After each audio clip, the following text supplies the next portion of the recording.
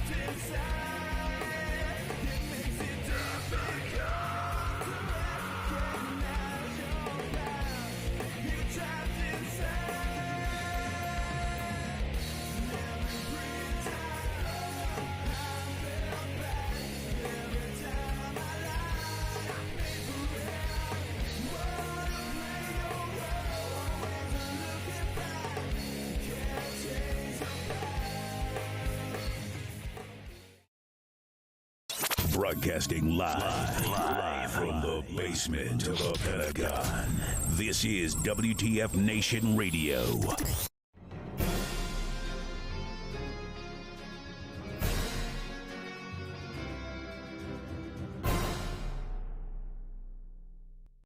Welcome, one and all. Today is, what is today? April 27th, 2021, and this is episode 54 of Pop Culture Warrior. This is the show where I stay up to date on all the ins and outs of what's happening in pop culture, so you don't have to. I'm CQ, Little Box says it. I'm your pop culture leading man, as it were, and with me, as always, we have our very own production assistant, right? He's the he's the man in the bubble. He's the voice of the unpop cultured. Ladies and gentlemen, Mr. Radar. What's up, man? How you doing, buddy? Good. Hello, everybody. Hey, everybody. Chat's hanging out, looking up. We already got Okay, y'all lighten up the chats. I appreciate you. I really do. How's our COVID buddy doing? How you doing, man?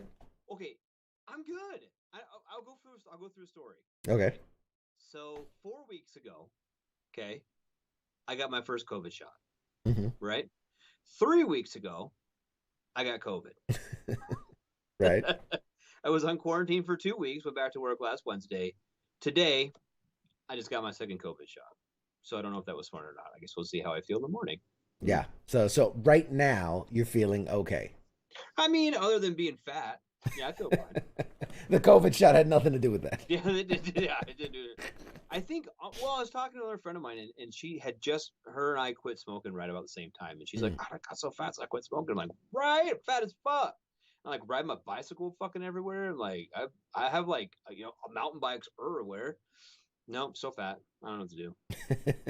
That's So all it's right. like, well, try eating better. I'm like, no. What? Scott Rose to ask you a question. Did you disclose how many images are in your transition animation thing? I did, man. I did at some point. I'd have to go back and count. Like I have a folder that I put all the images and stuff like that, man. I can hit me up. Send a message. I'll count it and I'll send it to you. I don't mind when I'm not live. Yeah, quick shout out to everybody that's already here. Trisha, Krista, Christopher, Tug, John, Scott, all you fine people at home watching. Thank you so much for tuning in. Another Tuesday night pop culture where we got an awesome show, man. As always, we're gonna chit chat about what's going on in the week of pop culture. But in the second hour, I'm super excited, man. I haven't been this excited in a while. All right, we got a guy who, I mean, is quintessential. He's what we call a journeyman. Like, he's been around the block. He's seen it all. He's done it all. I mean, you know, if you know Warehouse 13, all right, you know this guy, Eddie McClintock, right? You know him. He was the main star of Warehouse 13. But let's say you don't know Warehouse 13. He's been in everything. He's been in guest spots across the pop culture phenomena, right? Friends, Spin City, Monk, House, Bones, 911, Agents of S.H.I.E.L.D., Supergirl, Desperate Housewives, Sex and the City. Like, dude, the list goes on and on. This guy's been like a character on like every main show that's been out there. And so I'm super excited to talk to him tonight. We're going to answer all your questions. Guys, if you have questions for Eddie McClintock, throw them in the chats. We'll keep track of them. We'll get to them during the interview. But it's gonna be a fun time. Hey, how you doing, Dan? What's up, buddy? Douglas, Dan, how you guys joining in? So it's gonna be a really, really fun night. The guy's a true connoisseur of Hollywood. You know, he knows his stuff. He's a phenomenal actor. I'm really excited, dude. Like, I really am. Radar, you know me. I love talking to guests, but like tonight, there's an energy. I feel it. I don't know if it's coming from the audience. I don't know if it's coming from you. I don't know if it was your COVID shot. I don't know what it was, but I'm feeling it tonight, and I'm super excited. What's up, Heath? I see you, buddy. Welcome to the show. We appreciate you for coming out. Real quick, little housekeeping item. Dude, we are so close. So close. If you're not following the Pop Culture Warrior Facebook page, please take a second, jump over there, give it a like, give it a follow, whatever. We're so close to 750, and when we hit that, I'm sending out we're going to pick a random winner, of all the people that like the page and follow the page, like random winner. All you got to do is like and subscribe or whatever. You do you hit the buttons, you do the things, you're entered to win. Huge prize. It's going to be awesome. I'm talking autographed memorabilia, original artwork, like a bunch of really cool stuff. And I'll be sending that out as soon as we hit 750, and we're this close. So please share. And like and share. And like and follow, and then share more. But all that being said, this past Friday was the final episode of the Falcon and the Winter Soldier. Captain America and the Winter Soldier. I feel like, first off, my number one gripe is I'm not sure they should do that name because it's really, really close to, like, I don't know, the other day, but the same thing. You know what I mean? I think we pretty much already had like a Captain America Winter Soldier one. I mean, I'm just saying. It ain't been like Captain America and Bucky. Because he's not the Winter Soldier anymore. Well, that was a big argument. I saw, like, super cool that they changed it from Falcon to Captain America. Like, respect. Absolutely. But then the same respect should have been given to Winter Soldier, you know, and you know, call it Captain America and Bucky. I don't care. Yep. Captain America and Sergeant Barnes. Whatever you want to call it. Yeah, Sergeant Barnes. We should have him on Sergeant's time. Sarge, you should. Nick, I see in the chat. Yeah, odds of winning 1 in 750. Yeah, see, that's true. Unless make up some bogus pages, man. Like it with bogus pages. Raise your odds.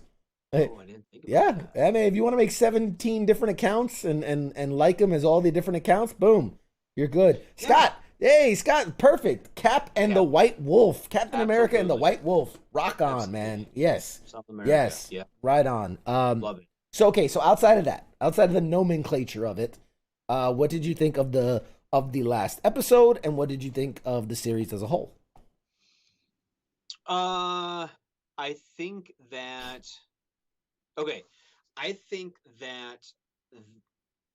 this show did a better job of kind of tying up some of those questions that WandaVision did.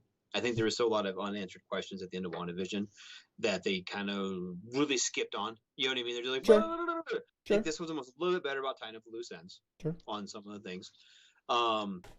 but I think that there is some, and I don't know if these are intentional holes or what. First off, really, really happy that John Walker's fucking poverty shield got trashed. Happy that his fucking great value shield got His generic cap shield, the one he bought at the Party City, the Halloween costume store.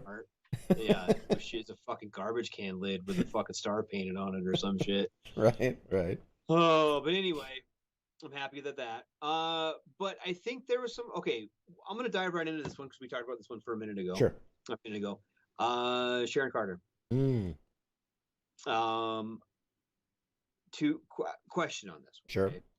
If she is indeed the power broker, which it was alluded to in the finale, she never really said she was. That, but she never said I'm the power broker. Right. She was called it. Right? I mean, it was alluded to. It was hinted at. It was kind of like, yeah, you got me.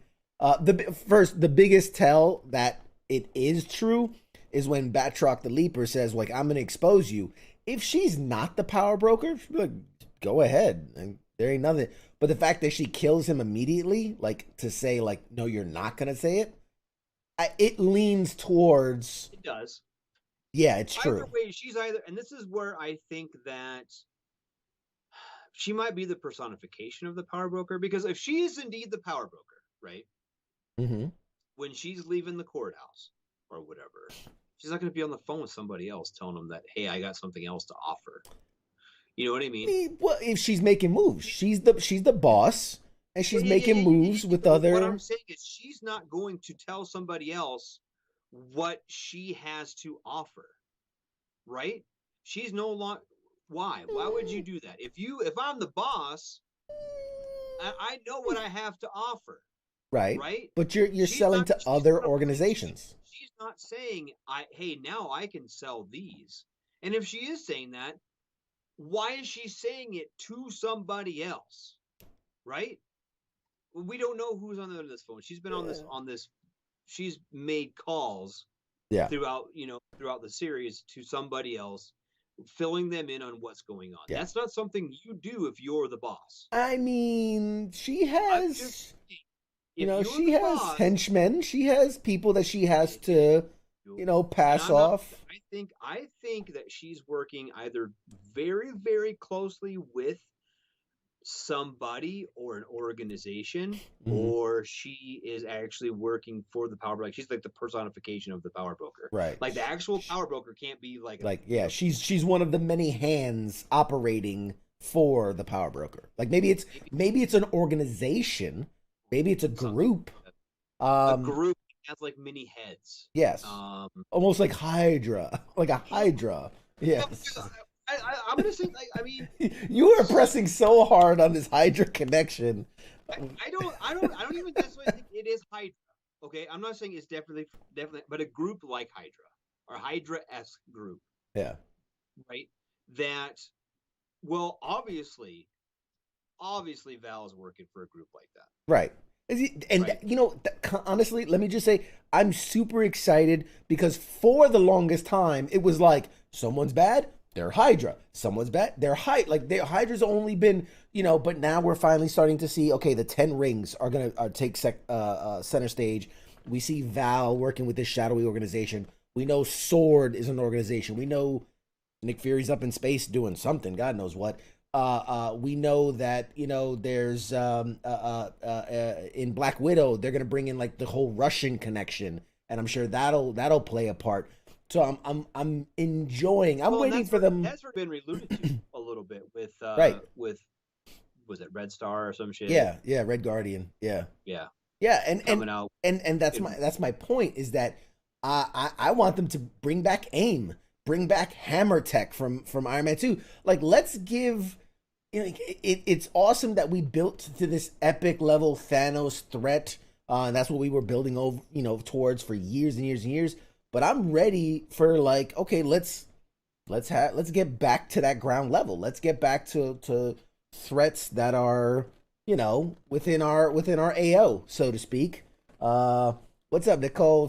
You guys are awesome. And let us know what you think in the chats of Sharon Carter's supposed, Radar's leaning heavily onto the supposed turn as the power broker. Now, I'm not saying it's entirely impossible. Right. She is. I mean, that's what they're leaning at. It doesn't seem to make sense that. Yeah. I'm just saying, like, agreed. Okay, if I'm the CEO, right? If I'm the captain, right? Mm-hmm. I don't tell the first sergeant things that I just found out about me. You know what I mean? How powerful and good I am. I mean, right? But if you came into a boatload of intel, would you not pass that on? If you just found out a whole shipment of shit's about to fall into your lap, would you not tell your troops? Would you not pass the word out? No, I would not. Not right away. I mean, I would want to know what they have to bring to the table. I mean, you're right. Yeah.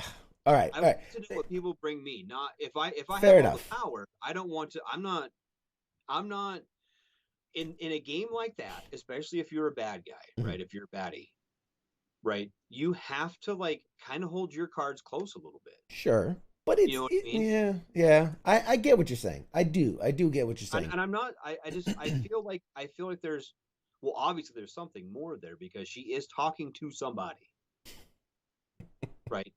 Sorry, John said. What if she's talking to Val? What if her and Val are in That's the thing. She might be. John says Nick Fury's up in space dealing with these M&F snakes on his M&F space station. Well, I'm trying to read it how he wrote it, but yeah. Because we've heard it. Yeah. No, so here's what I think. Less about what, and it's, man, my voice is starting to go.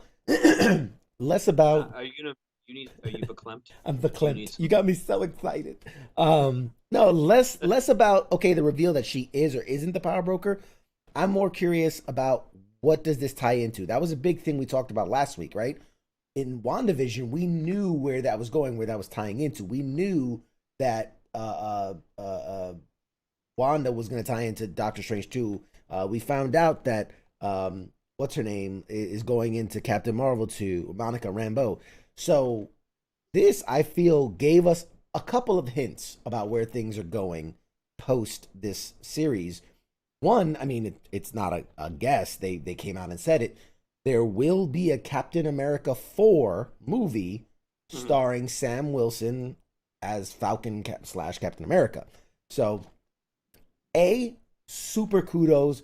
I'm so excited that they're not saying, hey, this is new Captain America, the movie. No, it's Captain America 4. This continues the legacy of who came, just like in the comic books. Iron Man mantle got passed over. Wolverine got passed. Spider-Man, like every mantle, every legacy gets passed to someone else. And yeah, I mean, in the comic books, they would change it from Amazing Spider-Man to Superior Spider-Man or Ultimate Spider-Man, whatever. But the idea of saying, like, look, this is Captain America. This is the same movie in essence. It's just starring a different Captain America. And I'm cool with that. I'm very cool with that. I like that. So we know that's where Sam Wilson's going. Bucky is a little questionable. Probably would show up in a Captain America movie because what's a Captain America without his Bucky, right? Without his little pal. We know that so there's two prevailing theories about Sharon Carter. Is she secretly a Skrull and this is leading towards secret invasion? I don't think that's the case. That's one of the theories. I don't think that's the case. I think this plays directly into another series that we know is coming, Armor Wars. We already saw Don Cheadle in the opening episode, and now we have Sharon Carter talking about dealing in, stolen tech, dealing in prototype tech. And we know the synopsis of Armor Wars is about what happens when Iron Man stuff falls in the wrong hands. So I think that leads perfectly into a series like that, and then maybe even bring in Vision. Right, he's tech. He's a type of Iron Man tech. So I think that's where that leads in. The other thing. There's two other things that come out of this. We have another member of the Young Avengers, right? Eli Bradley to be the Patriot. And we've almost filled out the roster of Young Avengers already, and we still have more series to go. So that will play a role coming down the line. And lastly, given that we now have U.S. Agent on the board, and we have Zemo in prison. I think they're setting up for it's either called the Thunderbolts or the Dark Avengers, depending on which name they want to go with. Same thing. The idea of it's the Marvel version of the Suicide Squad, where it's evildoers who have been imprisoned and are given a shorter life sentence if they do missions as a group for the government. And so you take a Zemo, you take a U.S. agent. We know the Abomination is coming back in the She-Hulk movie. So let's say you take the Abomination, you're building out an Avengers team. Look, Agatha Harkness, we know she's still out there. That's your Scarlet Witch alternative. U.S. agents, your Captain America alternative. Abominations, your Hulk alternative. We keep it going. Zemo is he could kind of like a Hawkeye, Black Widow kind of alternative. You know what I mean? In essence, we know like you just build out this out moving forward. Who knows the villains that are coming out of Loki series, the Miss Marvel series. They could be building towards a Dark Avengers / Thunderbolt storyline in the future. And I think that'd be, and I know you're super excited for X-Men, right? So let's say but I'm not anymore. You fucking every time I say it, you're like, no, fucking mutants are not yet. It's not yet. You have to wait. Phase 5. But yeah, I mean, kind of. But dude, imagine they build up this threat of the dark. Give me Wolverine. Hear me out though. They build up this threat of the Dark Avengers, right? They build this threat up. All the current day Avengers are kind of retiring out and falling out, doing whatever.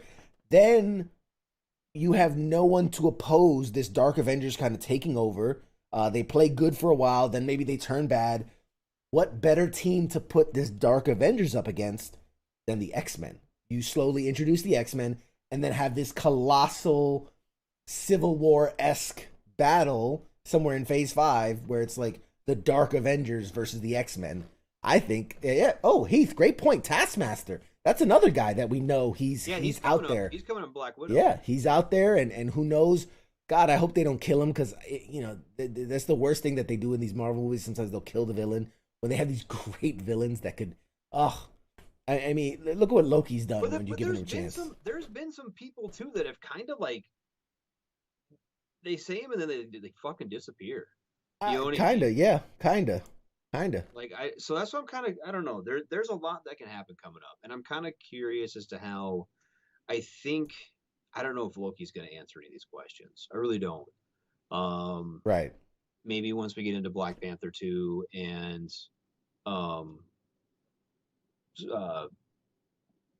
Doctor Strange coming up.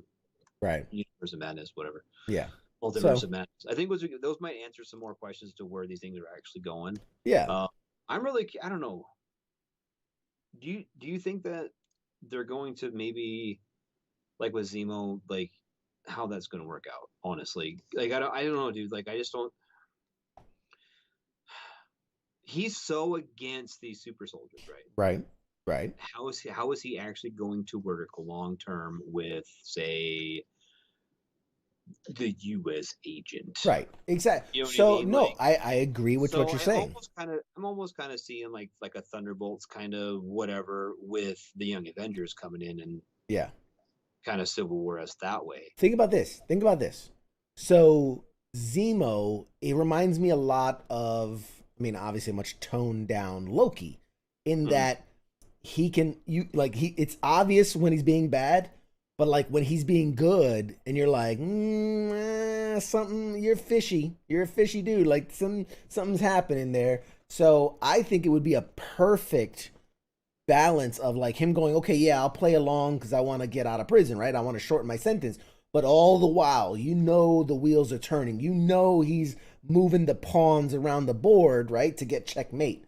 So I think that would be a great, a great bounce off of this evil super team you're putting together, knowing that he's playing nice now, but he's playing at something you just don't know what it is.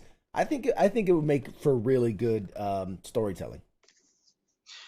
Yeah, it could. I really think there's got to be some like fucking puppet masters Yeah. kind of behind the scenes that Absolutely. that I think needs to fall into place first, and we need to figure out kind of where we saw where him. Val really works, and, Yeah. and with where Sharon Carter is actually working now, Dude. and like actually, I don't know. I think that will kind of figure out where, Val's Madam Hydra. Yeah. Just saying. No, I don't think she is. But you're so right. So she is the fucking comics. That's true. But Sharon Carter has never been evil in the comics. She's never been the power broker. So there you go. So here's my thing. You hit it right on the head when you said the puppet mastering. And what better example of that? He orchestrated the bombing of the super soldiers without even being like, he was captured well before that. He was captured a whole episode before that and was still able to move the raft. They're not giving these guys phone calls or cell phone act. So he had to have mastermind that. But also could be like, hey, fucking Jenkins, or whatever the fuck his butler's name is. Sure. If you can kill these motherfuckers, will you do it for me, please? Right. But that's my point. In between puppet my mastering. fucking purple ass mask and my fucking furry coat and my shitty dance moves, can you also kill the super? First of all, those were not chance. shitty dance moves. You know what? Okay. Just for that. Hold on. Let's see if I can make this. Oh, can I not make this happen? Here we go. I take over Radar's screen every time I feel like it. There you go, guys. A little CQ Zemo action. Anyway, I want to apologize for anybody I just hurt with that. I apologize. John says, I really love to see Red Skull come back and test the new Avengers. Yeah, I agree, man. He gone. But he gone. He gone. I don't think we'll see the Red Skull come back. It's unfortunate because I do think that's a great character, and I think that given his situation, but yeah, he's gone. He ain't coming back. They've moved on. Okay, so what are we looking forward to now? We've got Loki coming up. Loki's coming up. So and Black Widow. We know Black Widow's coming. I think they moved it to July, I want to say. It was supposed to be May, and then they moved it to July. Yeah, Mortal Kombat's coming, John. We get that one. Well, it came out. It came out last week. But it's good. We get into that. We're still talking Marvel. Let's finish this. Yeah. Sorry, Daniel. Sorry. Okay, so we got. So yes. Doctor Strange coming up next year. So so the next properties to come out officially will be Loki on Disney Plus. Followed after that will be Hawkeye. They just finished filming the Hawkeye series, so that'll come up next. As far as the movies, we've got Black Widow coming up soon, and then Shang-Chi and The Legend of the Ten Rings will be the next Marvel product, which we showed the trailer last week. If you missed it, awesome! It looks That'll be good. September. I'm excited for that. Yeah, and I think Christmas time. Okay, the Eternals. Yeah, I think that might be something very, very interesting too. I'm really excited. Yeah, it's gonna be different. I think it's gonna be different, and I'm all look. I love what Marvel does. I love what they do. I love the Iron Man, Captain America, Thor. I love it. I want a million of them. But I also want to see them growing and expanding and giving us different things. And something like the Eternals, rewind 5 years ago, 10 years ago, and you're like, hey, with the success of Iron Man, we're gonna eventually do an Eternals movie. And I'm like, what? No, that's dumb. But now I'm like, all right, let's go. Let's see what you got. Give me them celestial beings. I'm ready for it. What's up, Captain Wayne? Captain Wayne in the house. Represent. Yeah, Daniel. Rings looks awesome. I agree. And John Lupo says, Mortal Kombat. Mortal Kombat. You gotta do it right. Nah, man, you spot on, brother. You spot on. Are we good there, or can I move on to the next topic? I don't wanna step on your Marvel fanboying. I'm looking at the schedule. What's coming up? The schedule. Gotcha. So we've got Loki coming out obviously in a week on June 11th. Yep. I was closer than that. No, it's like no. It's a couple weeks. Next week, what they'll do is they're gonna do like a behind the scenes at Black Panther, at Falcon and Winter Soldier. They'll do like a the same way they did with WandaVision. They'll do like a 30-minute behind the scenes look at the series. Then they're gonna, cool off for a couple weeks and then bring us Loki, which I am super pumped about because I think that show is going to be mind-meltingly good. I'm very excited for that one. Do you really think so? I do. I really, really do. I'm looking for, and unlike WandaVision, where I kind of waited for a little bit to see if it's gonna be any good. Right. I'll probably watch it. Interestingly, I'm kind of curious. I don't know if Mrs. Radar is going to. For Loki, yeah. Well, okay. My wife has a huge crush on him. That's the only reason my wife watched Bucky. She that's the other one. My wife told me her two passes are Tom Hiddleston and Sebastian Stan. So Loki and Bucky. Yeah, she's got a type. But okay, we're looking at talking about this, and this is something bigger picture. Okay, and you can kind of this is the way she described it to me, and so she's like, I just don't understand it. I was like, what do you mean you don't understand it? She's like, why? I'm like, what do you mean why? I'm like, you get to like actually delve into these characters, and there's some character moments. So she's like, look, she's like, when they're talking about like the race card and all these other problems and all these other like bigger picture things, right? She's like, I enjoy watching Marvel shows and Marvel movies because of Marvel characters. Easy. Well, it's Marvel characters, and it's easy. You get a good guy, you get a bad guy. They battle, the good guy wins. Generally. Sure. You know what I mean? It's kind of mindless. Kind of you get some characters, and then you get to you learn them and you love them, and you're like, oh, it's Bucky again. Fair enough. But it's you know what I mean. But it's really cut and dry, and there's no kind of drama behind it. Yeah. You know what I mean? She's like, if I wanted to watch, race relation struggles and all of the other things, she's like, I can just turn on the news. Yeah, I understand. That makes sense to I understand that. And so I think she's kind of like, I'm not gonna say over it. Right. She wants her superhero stuff without political agenda and without taking a stand. And look, that's fine. That's her prerogative. Exactly. And if you look at the history of the MCU, that's not always been the case. They've actually used it as a tool to kind of bring some of these. Yeah. It's about equality. It's about justice and injustice. It's about all that stuff. Yeah, absolutely.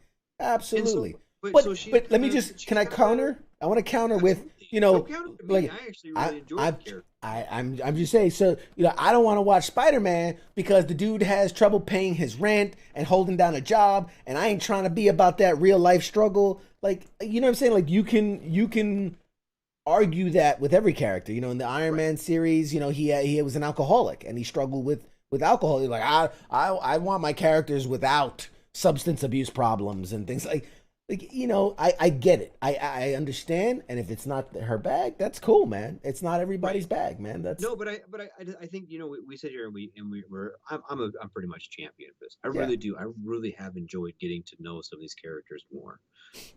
It's so beautiful. Also, kind of mad that we hit this, and I wanted to get on it more. Yeah, we didn't. Sebastian Stan didn't really get it. Like everyone else, kind of like got something out of that. Nah, I disagree. But hold on. Okay. He's still the Winter Soldier. You know what I mean? Like everyone else, kind of at the end of the show. Yeah. I mean, but he's not. He kind of got left out a little bit, dude. He got kind of left out. He just kind of got like, all right, bye, I'll see you. Like, I'm gonna go hang out with this fucking. Good job, guys. Catch you later. No, bye, I'll see you. He's not. That's the thing, though. He's not the Winter Soldier anymore. He's not. That was the idea of the ritual, and then that was the idea of going through the book, making his amends. He did that. He closed that chapter. He's moved on. But they didn't. They didn't give him that finality. They could have gave him some sort of. I'm not even saying a different name. Yeah, just a moment. Some sort of more closure to be like, wow, see you. I do agree with you. I do agree with you. I think that like we kind of got cheated a little bit, if I could be honest, where he has this moment. He's gonna say the "I killed your son" kind of moment, and then you're like, oh, he's gonna and change scene. And you're like, wait. No, he said it, and he said, "I didn't mean to." I know, but we didn't get that scene. It was just boom, smash cut. Like it was, he said it. It's got like there was no emotional response. Like there wasn't a finality of that scene. I didn't get the climax of that scene. You know what I mean? They left me with the blue balls of the scene. We got more of a climax from that though, from Bucky, in that when he got those hostages out of that van. I think that was more, and the guy is like, "Thank you for saving our lives," or whatever. And he just kind of had that look on his face, like he's never done that. Really? Right? I mean, I think that was kind of more telling than, and fucking what's her nuts was like, yeah, just fucking give him someone to save, and he'll leave us the fuck alone. Right? That's not Bucky. Bucky's like, fucking, I'm gonna take my fucking arm and I'm gonna beat the shit out of you. Fucking whatever. Take my arm and beat you with it. A couple people got the chats. Daniel says, my wife's pass is Chris Pratt, but I look like him anyways, so it doesn't make a difference. Yeah, I'm sure you do. I'm sure you do. I wish I looked like. I would take Chris Pratt from freaking Parks and Rec. I'd be happy. Captain Wayne says, "Oh, you're talking about Mortal Kombat." Yeah, we're gonna touch on that here in a second. Venom got the plug. All right. Yeah. So. All right. Enough about that. Mortal Kombat. All right. Mortal Kombat. Mortal Kombat came out, and I know you didn't see it. No. I recommend you see it. Okay. It's worth a sit down and watch. My thoughts. These are my opinions. My thoughts. I do have a small part of my heart that will always love the 90s version. Look, it was a terrible movie. Don't get me wrong. So many things wrong with that movie. But there's just a piece of me that's just like, oh, Mortal Kombat. So there's a part of me that will always love that movie. But I did really like what they did with this movie. I felt like they really tried to capture the essence of the video game. But by no means is this an Oscar-worthy, Academy Award winner kind of movie. Maybe in special effects. Maybe in special effects. But it wasn't bad. That's the key for me. It wasn't a bad movie. You know what I mean? It was an all-around good, decent movie. If you can sit there and watch Kong versus Godzilla, if you can sit there and watch Fast and the Furious, if you can watch those movies, if you can turn off your brain and just enjoy, it's a fun movie. It is a fun movie. You get to see some ass whooping, some special powers, kick-ass fight song, and my one pet peeve. Well, I got a couple small ones, but the main character, you didn't really need him because he's supposed to be what they call it, like an analogous. No, not a. He's the. I'm trying to think of the word. He's the thing that is supposed to represent the audience, right? He doesn't know what's going on, so people have to explain to him so they can explain to us. He represents the audience. I didn't really think he's needed. I think you could take it out his character, rework a couple things, still have a great movie. That being said, I can tolerate it. It was fine.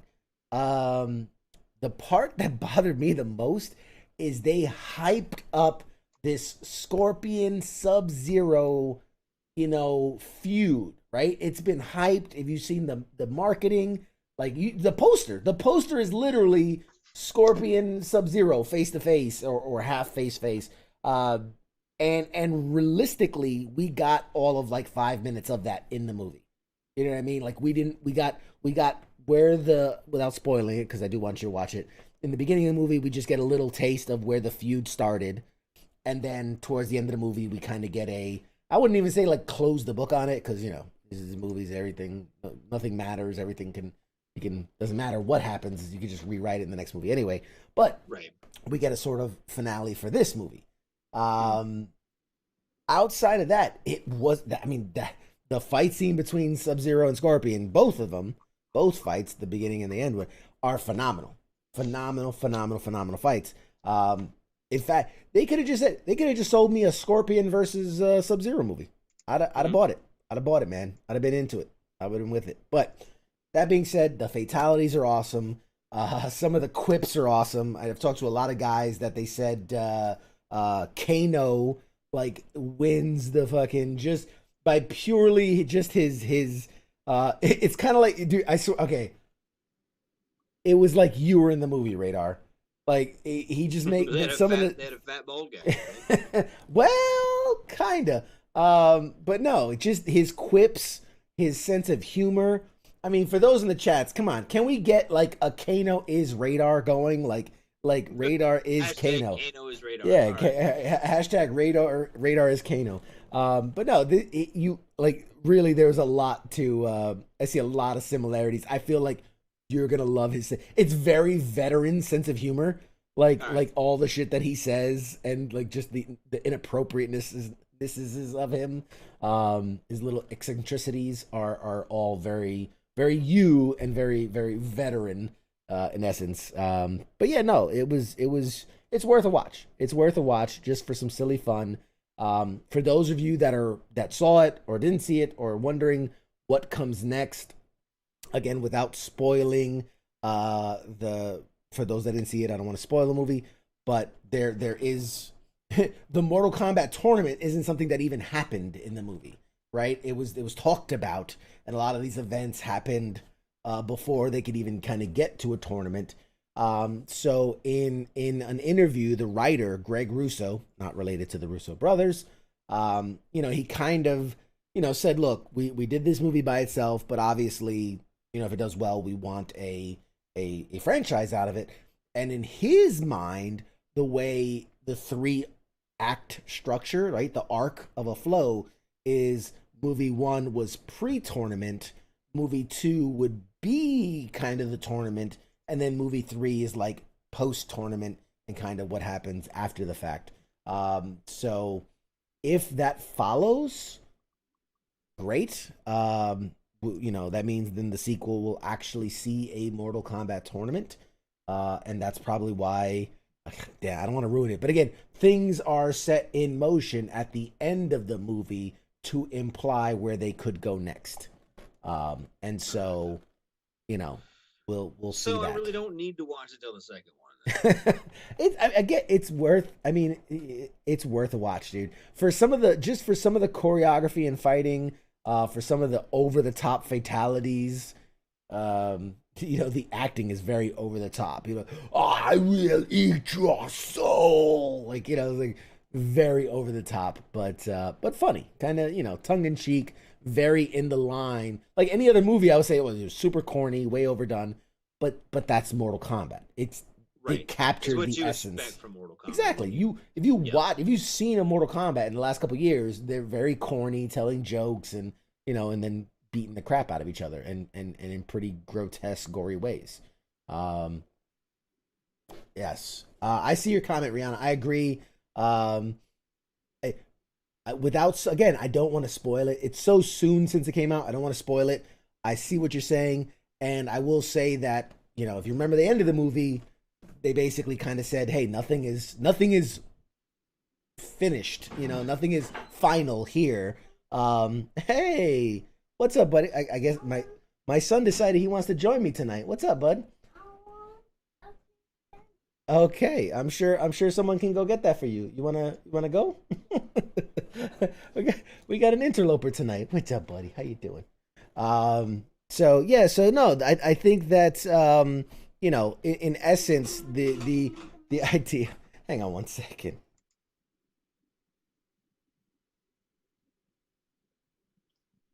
All right, my cute little boy. He missed Daddy. They grow up, and then when they grow up, they come. I know, man. Shit. I know. So what I was saying was that at the end of the movie, we see that the guy says nothing. Like this isn't over. This isn't finished. Nothing is final. And so basically, if you like certain characters and they did or did not make it, they could or could not possibly maybe make it to the next movie or not. Right. That's the most vague answer I can give. And yes, Kaz, that was lowercase CQ. You're right. That's beautiful. Well played. Very punny. Very punny. So what else? Yeah, man. So definitely check it out. For those gamers, I know we're getting close to the top of the hour, so I want to get through a couple more notes. Oh, it is. Yeah, we just blazing through. For those gamers out there, man, this was a big week. Call of Duty. I'm sure many of you at home, I myself, dabble from time to time in the COD. Call of Duty, they nuked the map. We talked about this last week. We talked about it a couple weeks ago where they were very much hinting that they were going to nuke the map.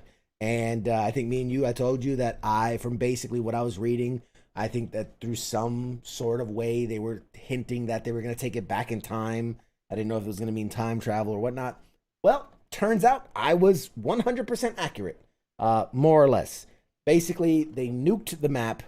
That map is gone, except after the nuke went off, everything went in reverse, rewinded, and they basically rewinded all the way back to 1984. So it's the same map, Verdansk, but the 1984 version. So there are changes, subtle changes to the map. The stadium isn't this massive stadium. It's like a little Coliseum ring. Downtown's much smaller. There's more woods. There's a satellite array, bunch of things. But they basically reimagined the map, so to speak, while still keeping it more or less the same. I will note, for there's some people that didn't like the change and some people that want to go back to the old map. Per the creative director of the game, that version of the map, Verdansk, that version, it is gone. It is not coming back. So if you miss it, I'm sorry about it, as my boy Radar likes to say. Sorry about it. Sorry about it. That map is gone. It is not coming back. Now, he very clearly said that map is gone and not coming back in that state.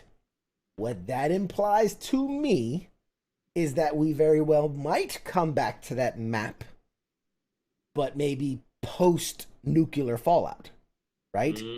Yes. Because it'll be the same map. It'll be the same time period. It's just not going to be the pre-nuked version of the map. So I think, in just my guess here, they're going to do the 1984 version, maybe a year, maybe 2 years.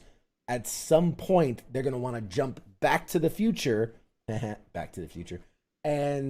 maybe even because of, nuclear fallout, maybe give it like another 30, 40 years post, and then do a version of the Verdansk map that is post-nuclear fallout. And what's Captain Wayne? I see you putting your. Okay, are you challenging me? Are you throwing up your gamer tag in there because you want some of this? All right, what's up? Let's go. Yes, the quest glitch is annoying. I agree, depending on which one you're playing, because there's the War Zone and then there's the Cold War quest. Wait, what is it? Keith, what are you talking about? But it's all cool until they take your Ferrari and run the miles up on it and then crash it through a glass garage. That's a Ferris Bueller reference, right? I'm pretty sure. I might not be tracking where you're talking about that, but yeah, I got you, Captain Wayne. I got you. We'll link up, man. We'll run some duos or something, bro. I'm dead set. Like, I'd love to at one point invite all of you guys to join and like let's do this big, Warzone style 100-player lobby where we could all get in and play together. I think that would be so much fun. We're gonna be doing more game nights in the future too. I got a couple of ideas on things we're gonna do so that we can all play together. I think that'd just be a lot of fun. We're gonna do things in the future too. Sometimes where instead of having the guest at 9:00, the second hour we'll have the guest up front in the first hour. And then the second hour, we'll play games. We'll pull up some, Jackbox party games or what's the other one? The Among Us or something where yes, winner gets a CQ coin. Yeah, sure, definitely. I still got to make those coins. I got an email out to a coin company. Did you? Yeah. I was wondering how that went. I got an email out. I got some feelers. Are you any good? Start. Rihanna, are you challenging me to? What is it? Okay, everybody, y'all want to throw down? You're coming at your boy. I'm good enough. That's all that matters. You're pretty good. I'm not. I suck. Whatever. So let's play GTA 5. Still, yeah. Nick, I hear you, bud. GTA 5 still a contender, man. I saw something on that the other day, and I don't know if it's true or not. I don't want to say it on here. I'll talk to you about it offline. What is it? That GTA 6 is coming and all this and all that? No. No. You have Oh, you fuck, have I'll my see if I can find the curiosity. article and send it Yeah. to you. I don't know if it was real or not. I don't want to say it. It's kind of a political thing. I don't want to fucking get into it on our show. I'll just send it. I was going to send it to you and I forgot, and I'll talk to you about it offline. All GTA right. 5. Just remind me, like, well, we talking about GTA 5. You were talking about GTA 5. Last story. And I think that it ties really well into the future, and I'll explain. I'm gonna caveat that. So the fine folks. Do you remember the show How I Met Your Mother? Remember that show? Something about it. Yeah, I remember. How I Met Your. It was one of those shows. It was one of those generational shows, right? It was up there with Friends and shows like that. It's a classic. People either loved it or hate it, but it's considered arguably a classic. They are coming back now. Let me rewind that. They're doing a sequel. The team that brought that show forward are coming back together to do a sequel follow-up show, kind of, in case you couldn't guess, How I Met Your Father. This will follow a different set of friends, a different, this is going to be How I Met Your Mother took place, kind of like Friends, where it was kind of a pre-super smartphone that kind of ended towards the smartphone era. But this will obviously be a show based that the trials and tribulations of dating in the technology era, right? Dating apps and instant gratification and that kind of like. And they've got Hilary Duff. Hilary Duff is going to be the lead character. She's going to be the mother that's telling them the story of how she met the father. So that's kind of neat. Yeah, so it's going to be an interesting spin on it. I'm hoping beyond all hope that it's good. We talk about this all the time. Just make it good. Yes. And I want it to be good. I was a huge fan of How I Met Your Mother. One of my sister-in-law, who's the youngest, and she's only just turned 20. She'd never seen the show, and I'm like, oh, we gotta sit down. I gotta sit you down. We gotta watch the show. So we're literally going back through and watching it. I highly recommend watching it. It's a great show. And the reason I said I caveat it and that it plays into the future is in just a few short weeks, and by that I literally mean 1, 2, 3 weeks from tonight, May 18th, we have the creator of How I Met Your Mother, Carter Bays, the guy that made the show what it is going to be right here sitting with us talking about the show and the future of How I Met Your Father. So I'm super excited. The guy's he's dude's awesome dude. He's going to talk to us about how I Met Your Mother is kind of sort of about his life. He's the Ted character. He had the roommate in college that was going to be a law school guy, and he married his high school sweetheart and the whole thing. And so it's very loosely based on his life and the things he's been through. But it's gonna be an awesome conversation. I'm very much excited for that. So that's gonna be super duper cool. But yeah. Also, real quick, since we're talking about upcoming guests, and before we go to break, I did want to say that. Oh my goodness, I gotta take something from my throat. I did want to say that next week, I'm really excited, guys. If you're not gonna miss an episode, I mean, you're here already, so I want you to be here. But next week might be a really good one not to miss. We have a comedic legend. If you know the show, Whose Line Is It Anyway? We got Colin Mockery joining the show next week. That dude is hysterical, and we're gonna have a good time. I feel like that's gonna be just a phenomenally funny conversation. So I'm super excited about that one. And then so that's Colin Mockery next week, and then the week after we have Seth Herzog, comedian, known all around New York. He's a phenomenal comedian. I think he opens for like the Jimmy Fallon show, the Tonight Show. I think he does the opening for that, and he's also a touring comedian and all around phenomenal guy. He's going to be on the show, and that's one of the first nights we're going to do kind of a special where we'll do the interview at 8:00, and then we'll play games at the 9 o'clock hour. So it's going to be a lot. That's going to be just a fun night. And then, like I said, the week following, we've got Carter Bays of How I Met Your Mother and soon to be How I Met Your Father coming on. And I mean, he's done a bunch of other stuff, but that's kind of the big stuff. But yeah, so super excited. Kaz says, time for the three of you to, we have to come up with like an improv sketch. We gotta do like a twist on like live improv. I'm terrible at improv. I did stand up. I did stand up, but improv is a whole different muscle to stretch. But yeah, that might be fun. Maybe we can ask him things like, how did you get so fucking good at this? Lots of practice, probably. No, I was gonna say we could. I was being genuinely funny. What if we figured out, right? Like maybe just 10 minutes, 20 minutes, something like that, but a call-in improv where people can call in and we try to do like a quick sketch improv thing that they would do on Whose Line Is It Anyway? But that way people can call in and participate, and I think that could be fun. I could think that, you got you, me, Colin, and then the guest, to try it. But anyway, guys, it has been awesome. Don't go anywhere. We're gonna go to break. When we come back, we've got Eddie McClintock joining us. It is going to be a phenomenal conversation. You don't want to miss this. So guys, short break. Be right back. Shots.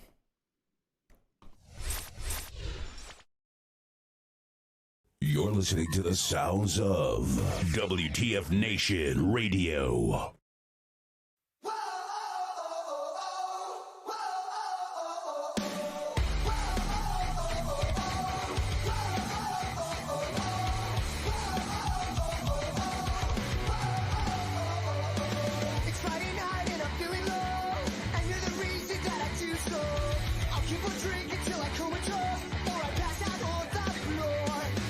You got me staring out the window.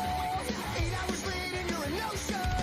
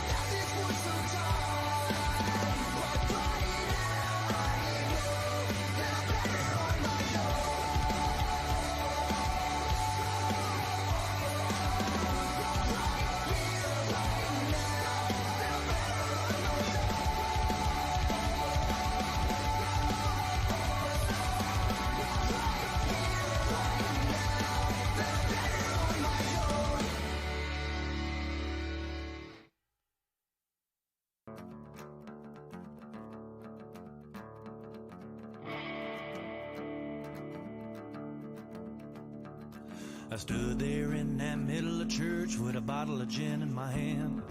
I'm looking up at the rooftop like I'm trying to find my long-lost friend. My days turn to nights, my nights turn to weeks when you're living life on the road. I'm halfway back to New Orleans with a few more drinks to go. I said, tip 'em on back. Well, let's tip 'em on back.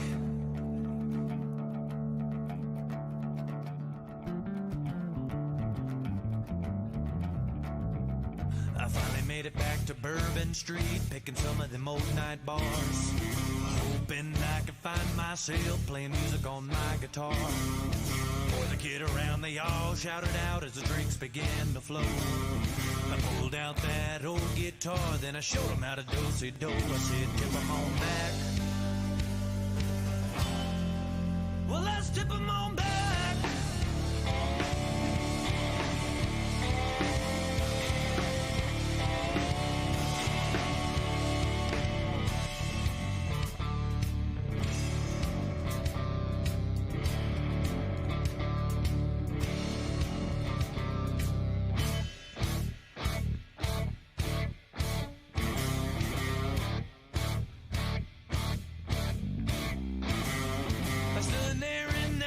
Church with a bottle of gin in my hand, looking up at the rooftop like I'm trying to find my long-lost friend. Days turn to nights, but nights turn to weeks when you live a life on the road. Halfway back to New Orleans with a few more drinks to go. I said, tip 'em on back.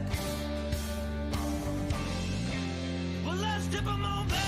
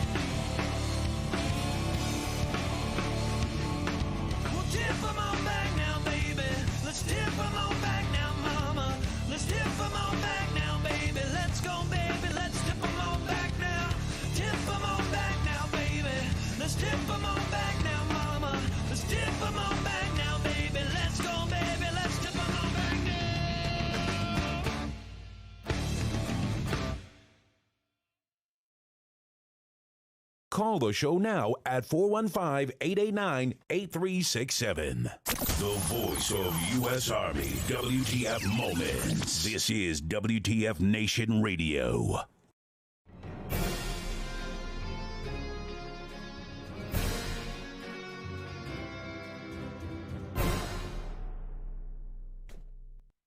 Hey guys, welcome back to Pop Culture Warrior. Man, I'm super excited. Oh, I'm so excited, so excited.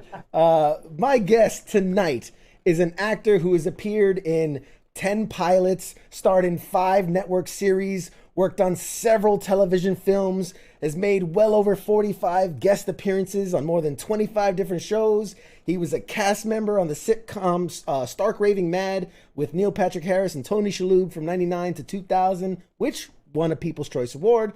The ridiculously long list of shows that this man has been on is a literal who's list of some of the most prolific shows in all of pop culture. We're talking Sex and the City, Just Shoot Me, Spin City, Felicity, Friends, The King of Queens, House, Monk, Desperate Housewives, Modern Family, Castle, Agents of S.H.I.E.L.D., Supergirl, Bones, 911, on and on and on.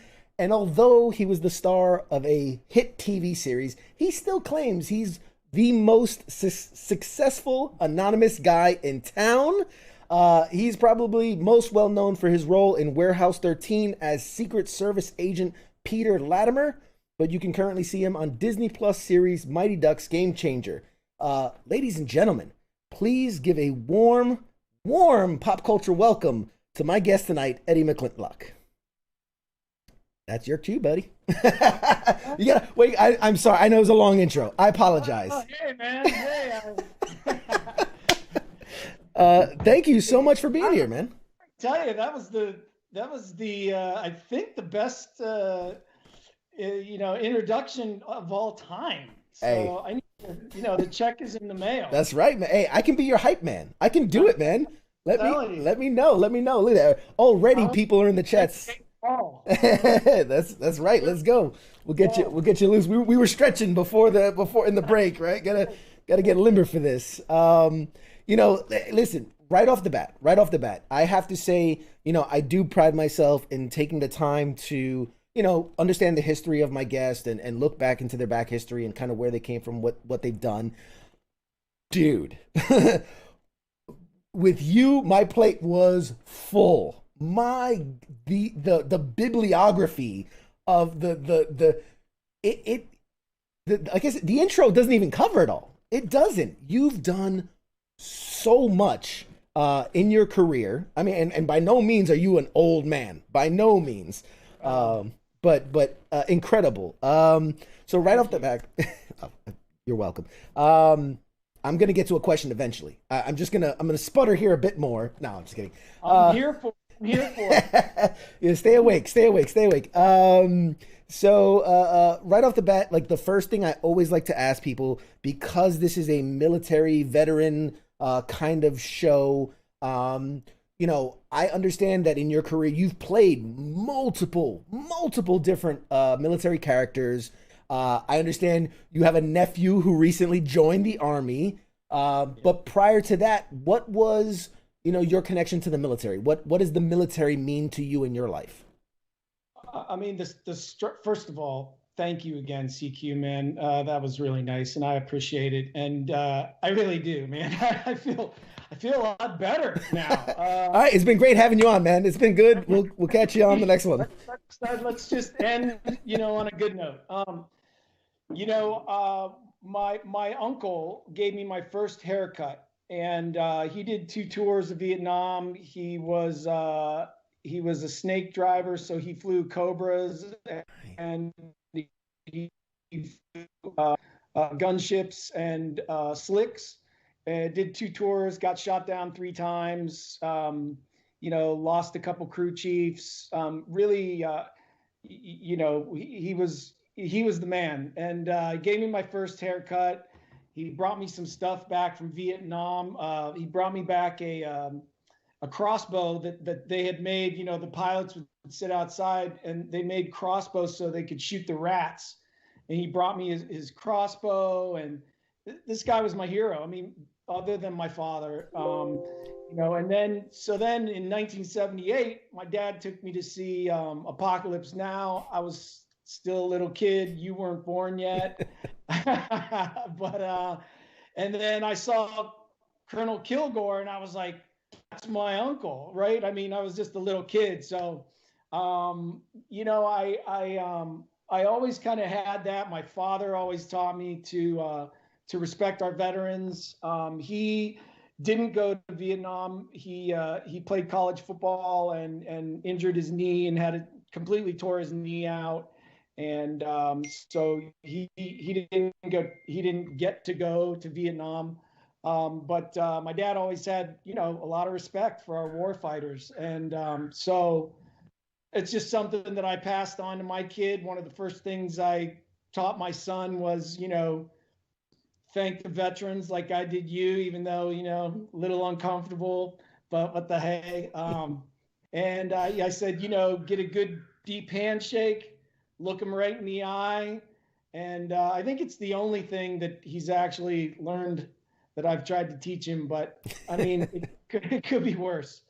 So yeah, then when I got into college, started learning, actually learning about the Vietnam War and about how the average age was 18, 19. And there I was, 18, 19-year-old kid, couldn't tell my ass from a hole in the ground.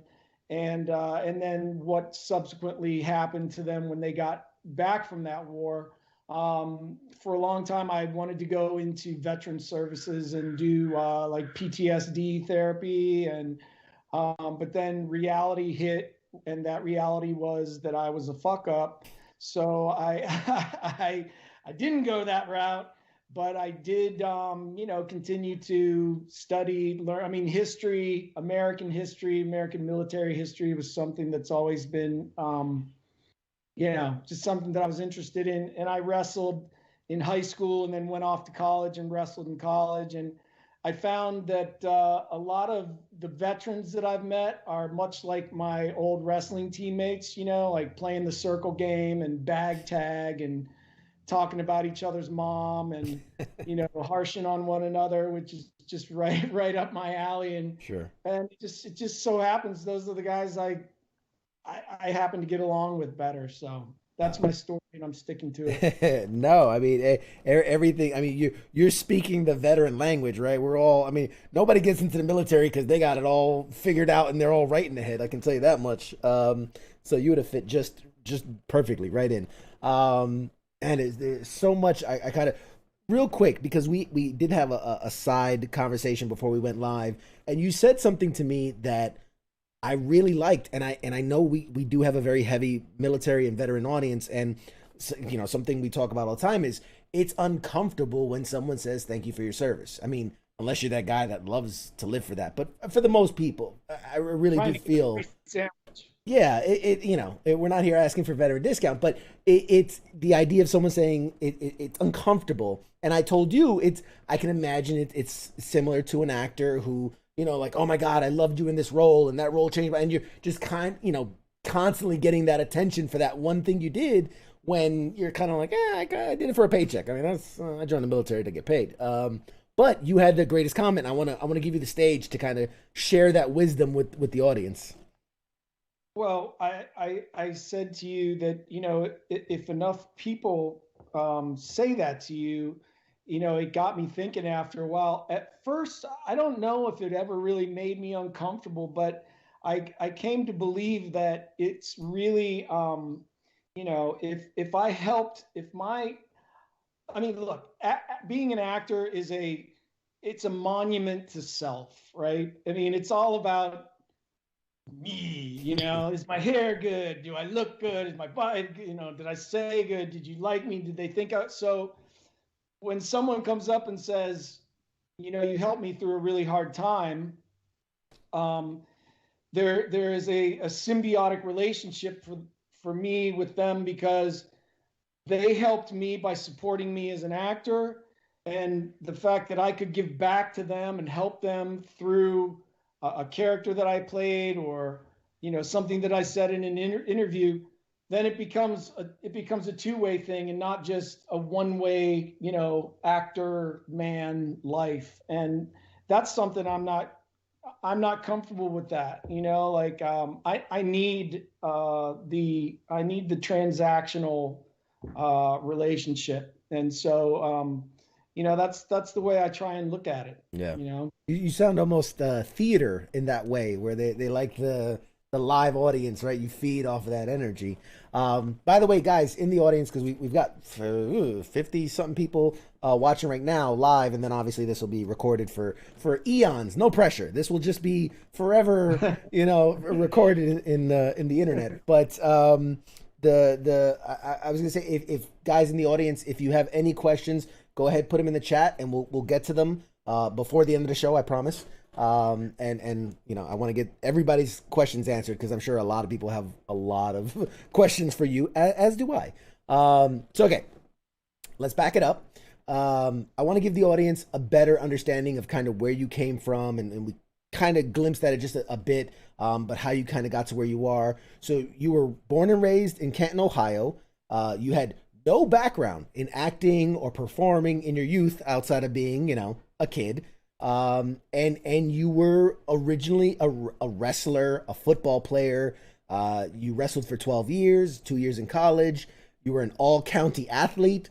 So when you were younger, I'm curious, at that time, was wrestling the career? Was where did you see yourself kind of in the future? What was ahead for you? Wow. Yeah, I didn't really see much of a future for myself. I was a bit of a maniac, frankly. My sports kept me alive, kept me out of jail. my dad was an athlete. He and I both went to the same high school. We graduated together. I have this panel on my arm is my dad, his state wrestling medal. He graduated from Hoover in 1958. I graduated from Hoover in 85.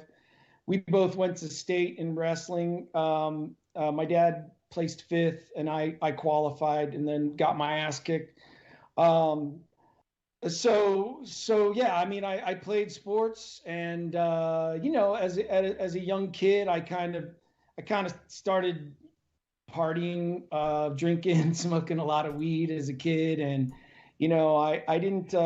But I was an artist also. I draw and I paint and do graphics and stuff like that. So I just thought that I would do art. So I really actually went to college to get an art degree and to continue my wrestling career. And now, okay, perfect segue, because I know you graduated in 1991 with a degree in business communication from Wright State University. But then pretty much right after that, you moved to California to work at your uncle's insurance company. And for those keeping track at home, you worked there for 7 months before getting fired by said uncle and deciding to go to work in Hollywood. And so you landed right out the gate. You get this job as a production assistant, and I'm curious in that moment, right? Because you know you're a complete outsider as far as the world of acting and production and all these things. So you literally stumble backwards almost into a production assistant job. What was the reality versus what was the expectation of, like, oh, I'm working in Hollywood now. I'm a cog in the machine. What was that like? Yeah, you know, after my uncle fired me, which again, he had every right to do, I was, you know, when I was getting, it took me 6 years to get my degree, by the way. Like I crammed 4 years into 6. And like I said, you know, I was just like that guy on the wrestling team who, you know, everybody else would be passed out on the floor, and I'd be kicking them at 4 a.m. going, "Let's go, you pussy!" You know, like I'd be the guy that everybody was like, "Did you go out with McClintock last night, man?" And whoa, you know, and that was kind of my persona, you know, like that's what I gained a lot of my self-esteem from, you know, and then after wrestling, I became a goth, you know, because I was like, oh, what's the natural progression from 12 years as a wrestler? Goth, you know, the hair and the, you know, brooding and the sadness. So I was all about that. And then when my uncle offered me a job in insurance, all my friends were like, "You're going to do what?" And I was like, "Yep, I'm going to be an insurance man. Yep, that's what I'm going to be. I'm going to be an insurance man, and I'm going to wear a suit and tie every day." And, you know, because I kind of grew up as a chameleon too, you know, I kind of grew up around a country club. And so I knew how to put on a suit and tie. I knew how to be presentable and then go in front of people and speak with a certain amount of you know, authority, I guess. And so I was able to pass that off. And obviously I fooled my uncle for a while. And then he realized that that wasn't the job for me. Just a side note, now, after all these years, I had an opportunity. I did a movie, and at the premiere, my aunt and uncle came, and I got to get up on stage and you know, do a mea culpa and make an amends and thank him. And now he does all our insurance. So it's all come full circle.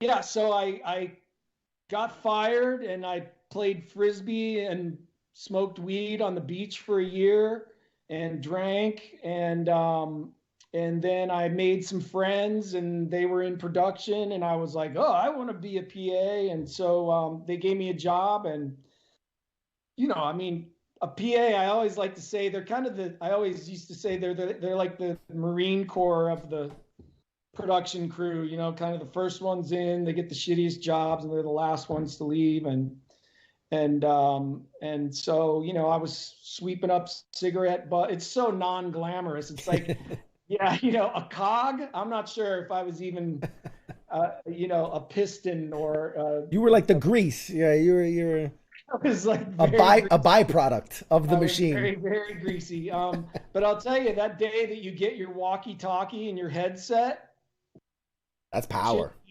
chick magnet, especially if you're out on location doing a shoot. You know, you got your you know, come in home base, you know, and the girls walking by and go, "Oh, what are you working on?" Yeah, you know, Tom Cruise movie. What? No. Never Tom. You ever try the hey, you want to be in a movie? Yeah, it was actually Jim Cruise, his third cousin. Yeah, so and frankly, I was not good at that either. I mean, I tried real hard. I've always was like that three-legged dog, that mangy dog in the neighborhood that is like the neighborhood mascot until he, you know, runs past you into the house and shits on the rug, you know? So I did that for a few years, and then I was working on a Pringles commercial and with these young kids, and my job was to pull this guy on a skateboard across the frame with the, you know, we tied a rope around the front truck of the skateboard and pull him across the frame, and he would be like, "Dude, what are you doing, man? You should be doing what I'm doing." And then he got into his Jeep with 4 blondes and squealed away and, you know, throwing beer cans out, and, you know, and then I got into my jalopy with no back window, and at least that's how I remember it. But you know, I met some people that were taking an acting class, and I met this girl who I was kind of hot for, and she was like, "Oh, I'm going to take an acting class. You want to take an acting class with me?" And I'm like, "Yeah." So, you know, to go back, when I was a little kid, my mom suffered from like chronic depression, and so you know, I kind of grew up trying to make her laugh all the time. So you know, whenever I could make my mom laugh, kind of, you know, made me feel better about myself, and because I knew I was maybe making her feel better for that moment. So I think that's kind of where it came from. You know, it was kind of in there, it was inside of me, and then going into acting class, I realized that I could do it. And I got a lot of positive affirmation that I could do it from some pretty reputable people in my class. And so I decided that if I was going to give this acting thing a try, I needed to get sober. So I got sober, and I'm 20 years sober now. I got sober. I would have 25, but I had to do a little bit more experimentation before it Sure. really kicked in. But yeah, I once I decided that I was going to really give acting a try, I jumped in. You know, I mean, it's kind of my personality. If you can't tell, like there's no gray area for me. I'm either this or this. I'm a wrestler or a goth. I'm either drinking or I'm not. I'm doing drugs or I'm not, you know. So, yeah, that's how I ended up. That's incredible, and it's almost like you're reading from my notes, because I got some notes here, and the very next thing I was going to ask is that, you know, you've talked very candidly about some of the battles you faced with drugs and alcohol, and I mean it's obviously it's something that runs rampant within the military community. I mean, in all communities, really, but Yeah. the military community is quite guilty of it as well.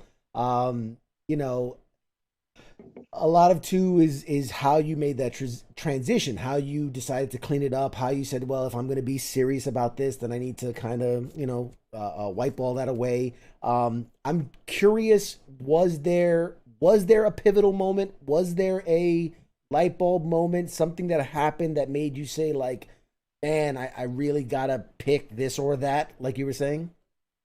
I mean, there were a few. There were a few. The first one was when I was back in college. I was getting ready to graduate, and my degree was in business communications, which is a fancy way of saying we've taken so much of your money, it's time for you to leave. Hats off to my father. He dumped all this money in for my education. So I had a senior project to present to the class, and back in those days, back in olden times, CQ, there was no Viagra.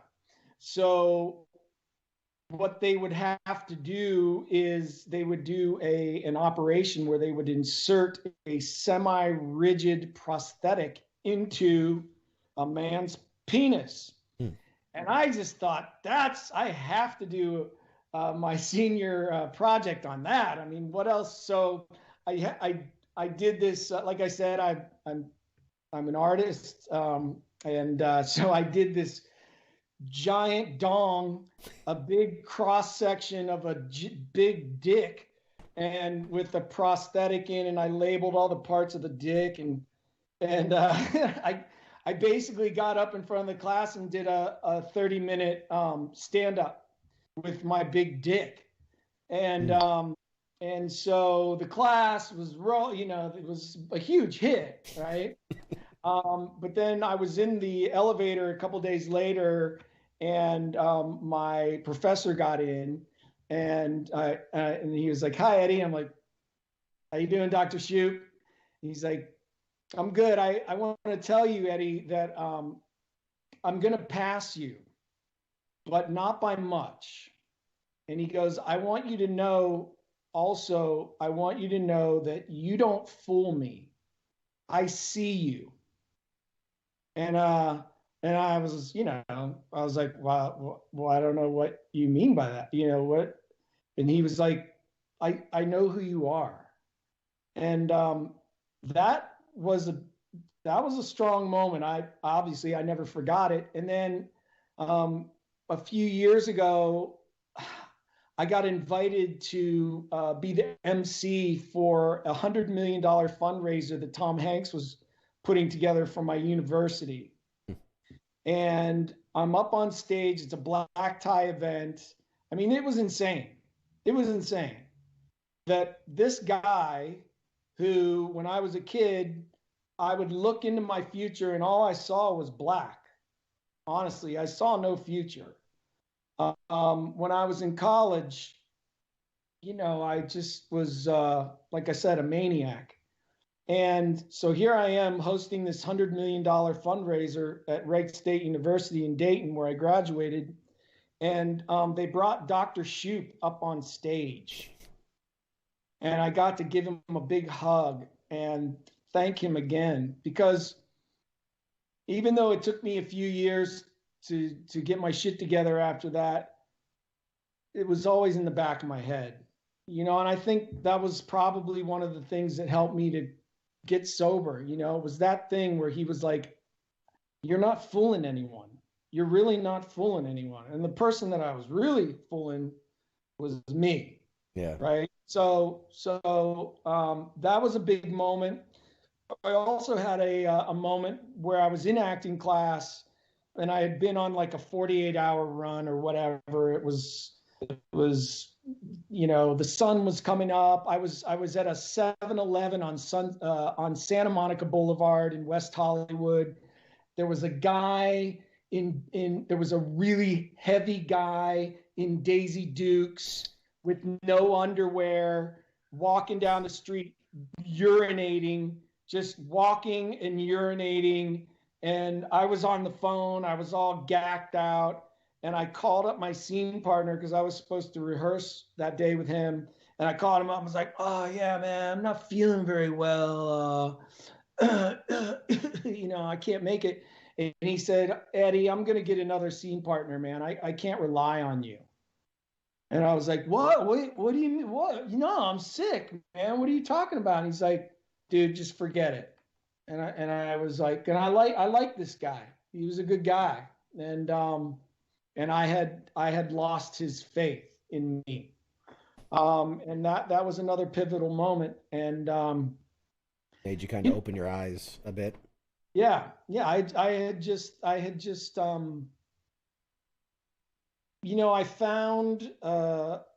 found whatever small piece of self-love still existed inside me to be able to grab onto it and hang on for dear life and try and, get back to the surface, That's awesome. Real quick, just a lot of people are about your story saying you took dick pics to a whole nother level. This dude did a dick pic or a dick project for class. He would definitely fit in with the army. This guy's hilarious. So yeah, everybody's loving it. And as a guy who I've dabbled in stand-up comedy. When you tell that story, do me a favor. When the professor corners you in the elevator and he says he's gonna barely pass you, that's your cue to say, like, just the tip. You're gonna just by the tip, like that. Just that one's yours. That one's yours. You take it. Thank you. All Thank you, buddy. All you.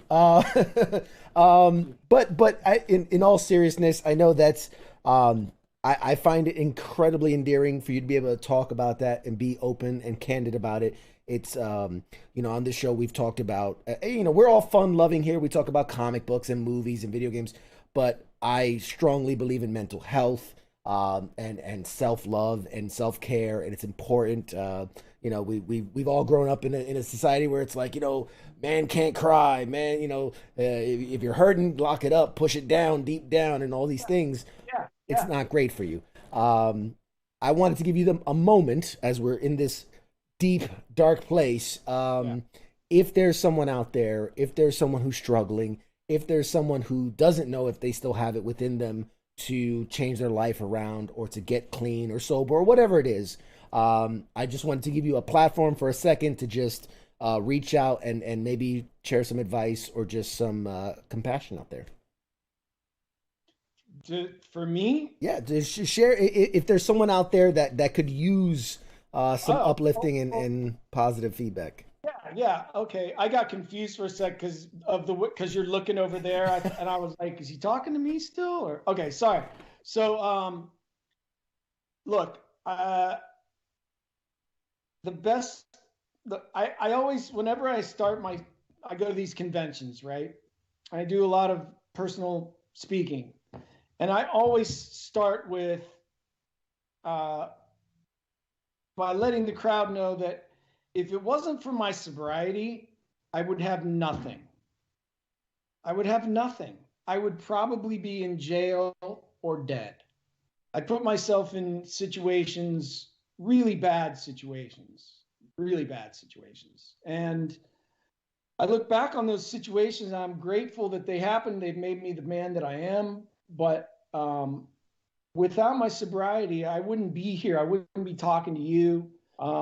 It has given me, the whole acting thing is just such a weird beast. I come from, like you said, you're a man, you're a wrestler, you didn't never stop, you never give up, you never, and so it was very hard for me to come to grips with the fact that I was willing to surrender. And that's tough, man. And there's a lot of people that fight that to the point where they never are able to get well. So I put it out there, man. I'm not ashamed of it anymore. I'm not afraid of what people will think, and it's kept me alive, and it's given me so much. So if you're having, first of all, because I know a lot of military, it's the same with the military, man. It's the same with PTSD. Do I have PTSD? Do I not have PTSD? If I say I have PTSD, there'll be people going, why do you think you have PTSD? So it's the same mindset, and it keeps people in their sickness. It keeps people unwell. So you got to be willing to surrender and ask for help, Yes. And ask for help.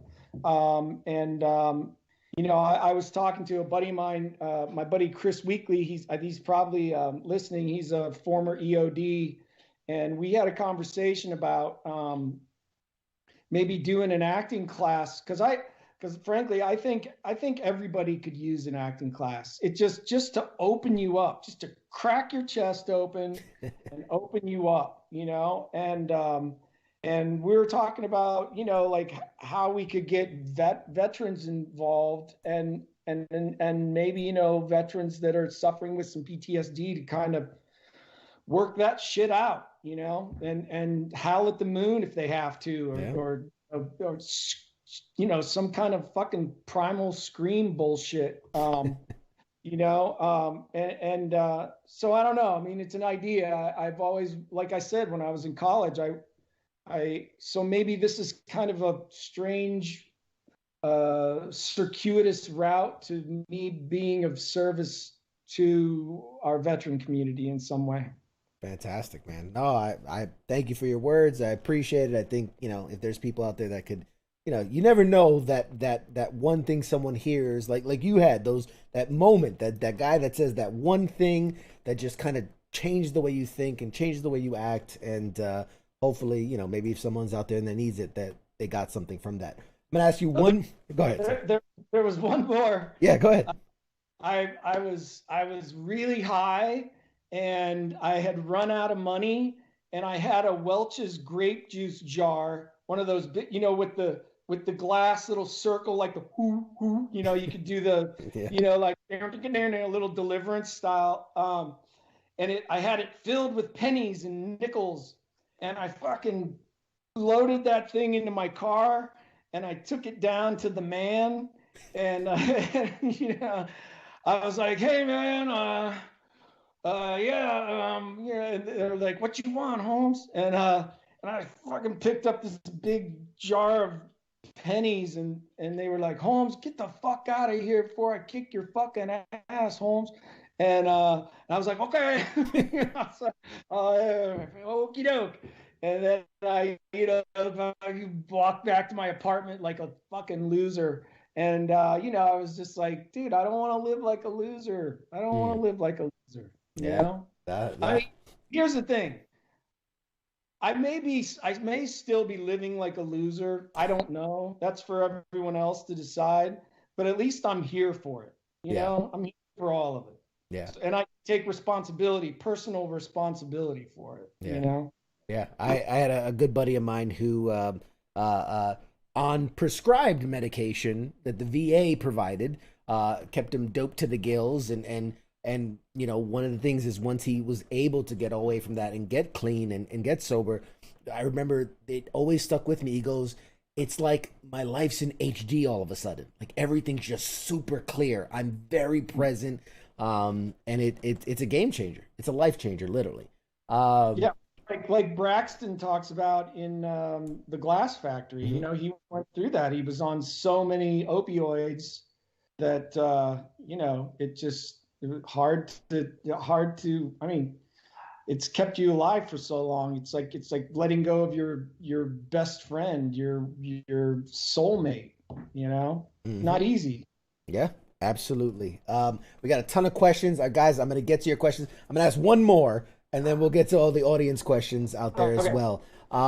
So, you know, we're kind of caught up to the point where you're working as a production assistant, and now you decide to get clean. You're taking the acting seriously, and you're really committing that. You're starting to land roles. And this is, and for those that don't know, like you're I think it was just before your 30s, like it was late 20s, early 30s, where you started to gain traction as far as an acting career. So for those that, you know, you're out there that think it's too late for me, I pass. Hey, there's evidence there's not. But I'm just curious, and it's something that I ask a lot of people in entertainment is, you know, at that moment when you're just starting out or when you're just starting to get traction, what was your idea of success in that moment? At that specific time in your life, what was like, oh, I'll know I'll know I have made it when this happens or when I have this. What was that for you? Well, you know, I I never dreamed of being famous, honestly. Like, you know, the thought of being, I don't know, the thought of being, I was always, look, I'm not going to deny I've always been an attention whore. When I was in college, my roommates, their nickname for me was Center, because my roommates would be like, man, you always have to be the center of attention. And, you know, he's my bro, you know, he's still to this day, he's one of my closest bros, you know, he told it like it was. He said no lies. Right. And, but being famous, look, I just wanted to pay my bills. Mm-hmm. You know, I wanted to be able to just pay and maybe, like, I remember the first thing I bought when I was making money, I bought a Hulk like this. I love old Marvel comic books, and I bought this like Hulk t-shirt that I still have. I mean, it's got holes and shit, but I remember thinking like, oh man, am I going crazy with my money? I bought this, you know, I'm a lunatic anyhow, but, you know, like I said, I just wanted to pay my bills. And when I started doing these national commercials for Coors Light, I did 2 national commercials for Coors Light, and I was living in a crappy apartment, and I was still driving the jalopy with no hubcaps. The back window had been broken out because I had all my dirty clothes piled, like a pile of dirty clothes in the back. And one night at a bar, somebody broke in and stole all my fucking dirty clothes. And so I was still driving a jalopy, but the rent was paid and the jalopy had gas in the tank. Right. And I just felt like, as long as I can just, you know, continue to get shots and continue to show up and continue to fight, you know, like I always reference back to the 3 most important men in my life: my football coach, my wrestling coach, and my dad. And of course, my Uncle Bob. But my football coach, my wrestling coach, and my father taught me about, you know, not giving up, staying in the fight, keep going, you know.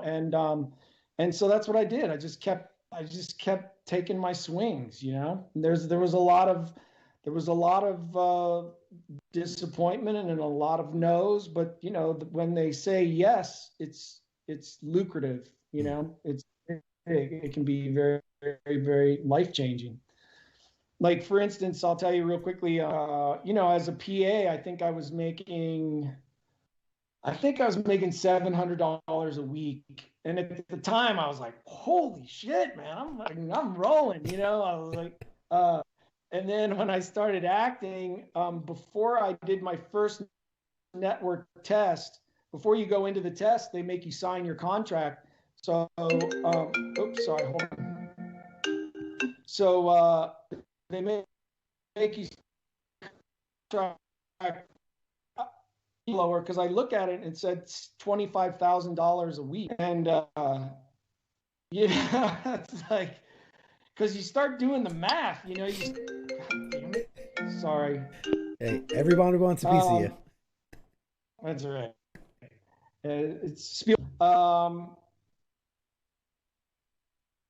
you know, it's like doing the math, like, okay, 25,000 times 22 episodes, you know, and so it can really put the zap on your brain. But I don't know, I don't think that ever got to me, that, you know, it just, because I made it to here, so yeah, which is, I'm not sure where that is exactly, except I get to talk to you, which is cool, and I'm happy about it. Absolutely. Hey, I appreciate you. We have tons of questions, guys. Keep questions coming in too as we're going through it. But I want to, you know, give the people what they want. They want to know these questions. So they're not coming from me. So just so you know, sure. This is not me. I'm just a mouthpiece for the people. The first question: worst person you have worked with? I mean. This is not something I would ask, because I understand that, you know, you have to have professional courtesy and respect, but go ahead. If you wanna toss out a name, that's so be it. I'm sorry. I'm going to plead the fifth. David Boreanaz. What? Nice. Okay. You know what? We're gonna talk on the side. We might have we can talk about that. We'll okay. Moving on. I have something to add to that. Let's see what else. Oh my God, you got so many questions. What was the most? Because remember, we haven't even gotten into like your proper filmography yet either, guys. So this is jumping ahead a little bit, but they want to ask, what was the most fulfilling or favorite role that you've done? Which I'm gonna guess Warehouse 13, but that's just a guess. I mean, it's a good guess. It would be Warehouse 13, just because of, like I said, I didn't think I had a future, and then here I am, some wrestler, jock, football player from Ohio that spent his time trying to make his mom laugh when he was a kid. Now they're giving me the lead in a show that's cost $3.2 million an episode to make. So it was a huge, like for once in my life, I was able to kind of go, okay, man, you battled through this, you did the things that you needed to do. You were responsible. You showed up on time. You did your work. People relied on you, and you did it. And so it was when the show got canceled, man, it was really hard for me, because because it was such a personal thing for me. But yeah, definitely Warehouse 13, and because of the impact that it's had on so many people. Just to tell you a quick story, I was at a convention up in Colorado. This young dude comes up to me, starts talking, and he was part of a Marine sniper team, and he had almost lost both of his legs. His legs were really badly scarred, and he said he had stepped over a remotely detonated IED and spent basically almost 2 years in the hospital having surgery after surgery after surgery to save his legs. And he goes, man, you kept me alive.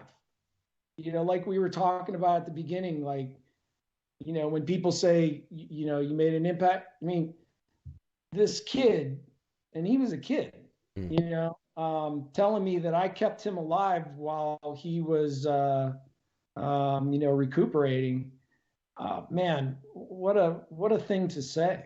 Yeah. Like making this whole acting thing that I wasn't even sure, like, what, I don't know what I'm doing. I'm in with all these people from all over the world that have studied their whole lives. And then to have this kid say that to me. So the next day he shows up, and he says, man, I want to give you something. And I was like, oh, thanks. What's up? And he hands me a Purple Heart. He hands me a Purple Heart. And I was like, brother, I cannot accept your Purple Heart. I'm sure your parents, this is, again, biggest compliment I've ever been paid in my life. Have this kid, give me his Purple Heart. But he's like, it's okay, man, because I got blown up in Iraq too, and I have two. So he had one from Afghanistan and one from Iraq. Nice. He's like, it's cool, dude. I got blown up twice. You can have, so that Purple Heart I keep up in my safe, and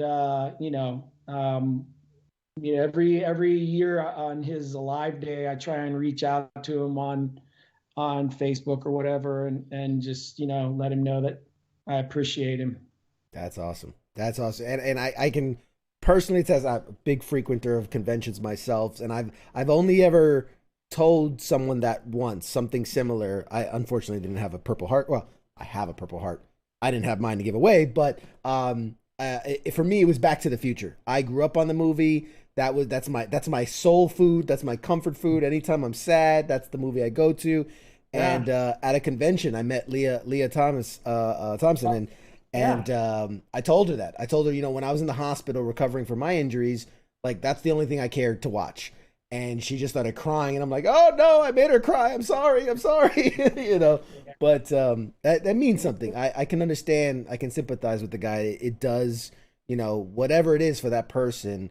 I know guys that loved, you know, Family Guy, reruns of Family Guy, whatever it is. Whatever it is, man, you know, means something to that person. Yeah, Leah's good people.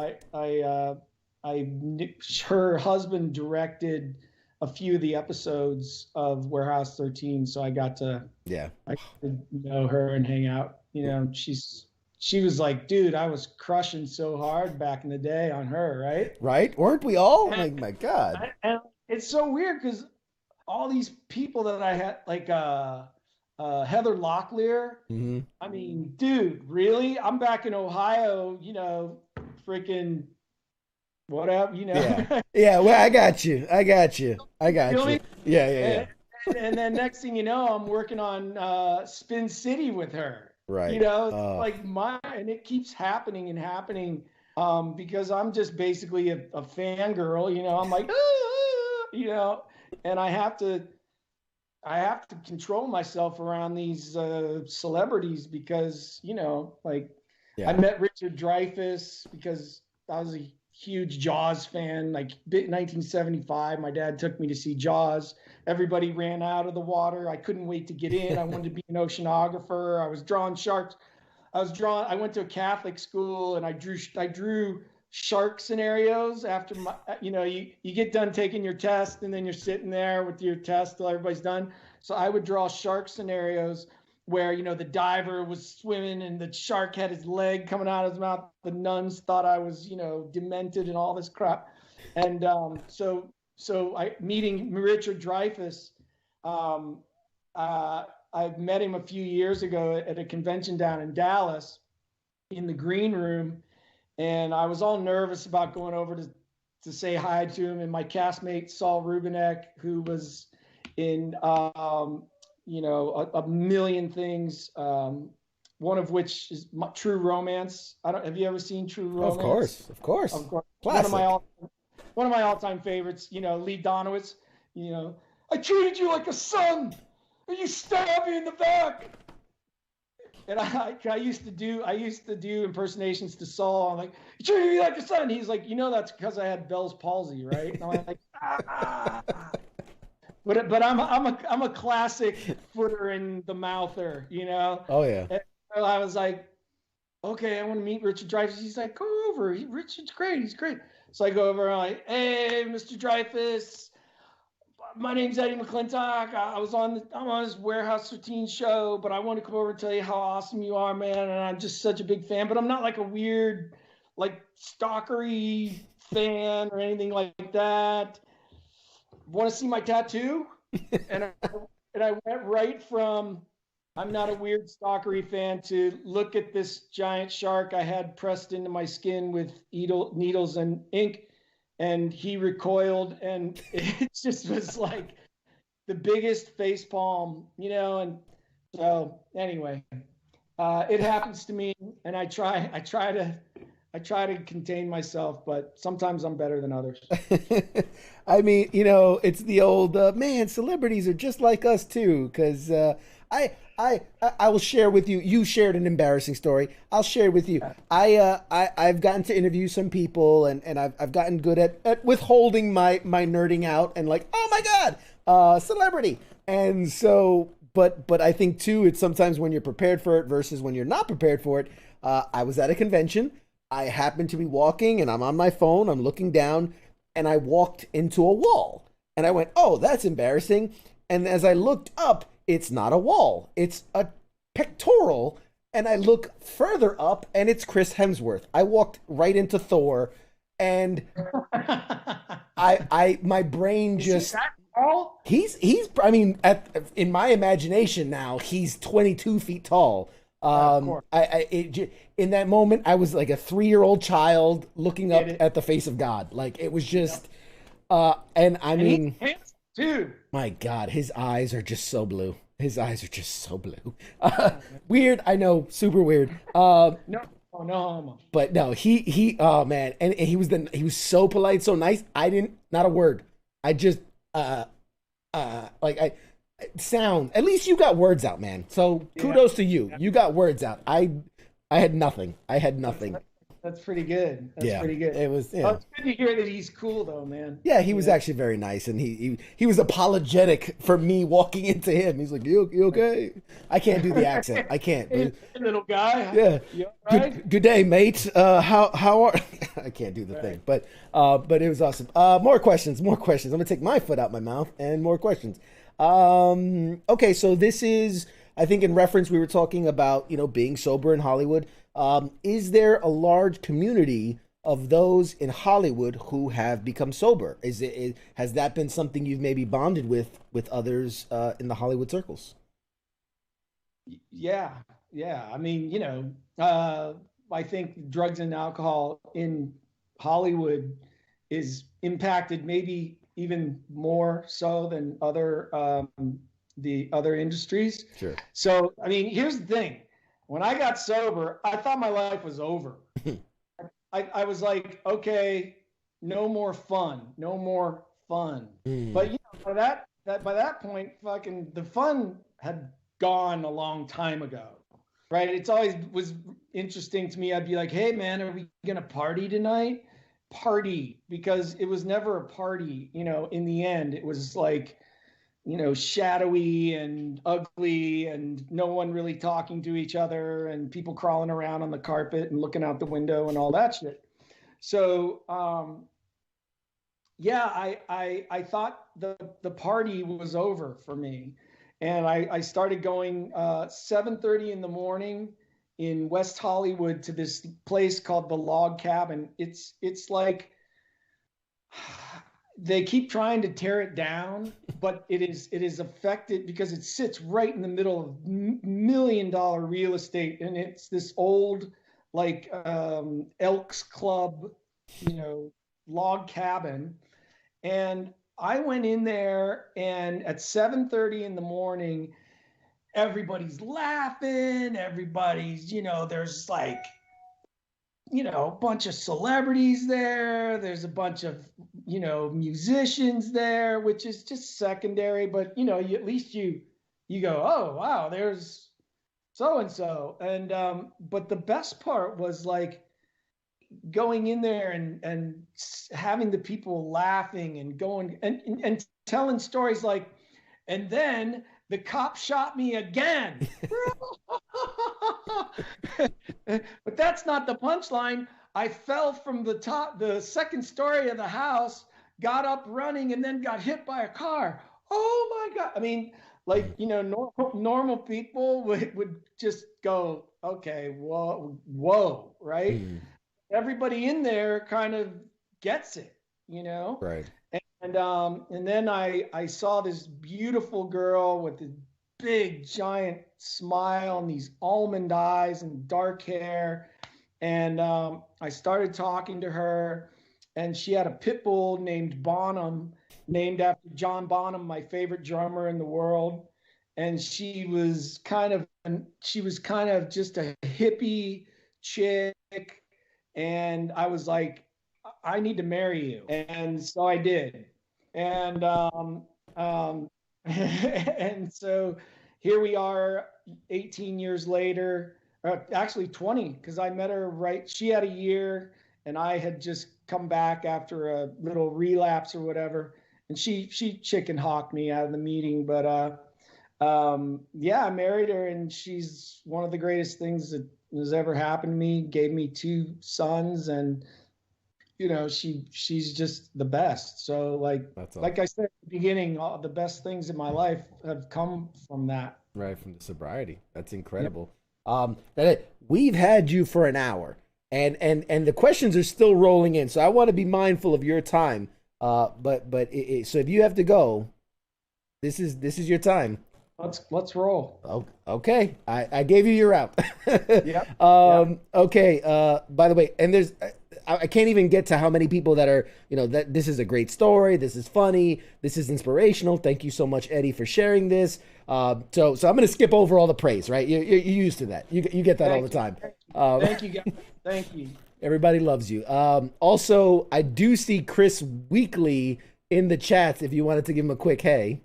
Yeah, what's up, Chris? So I'm hanging on there. So yeah, everybody's saying this is great, man. You're awesome. Let's get to some more questions. Keep them coming, guys. If you got questions, keep them coming. What is your dream role? Is there someone you've always, or is there someone you've always wanted to work with? My dream role would be I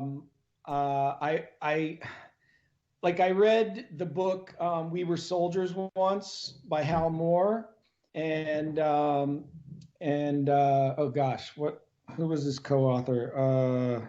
Anyway, that'll bug me. And I always, what an insane book, and it kind of, it was the first time that they used Air Mobile, and so but then the movie came out, and people will drag me for this, but I hated it.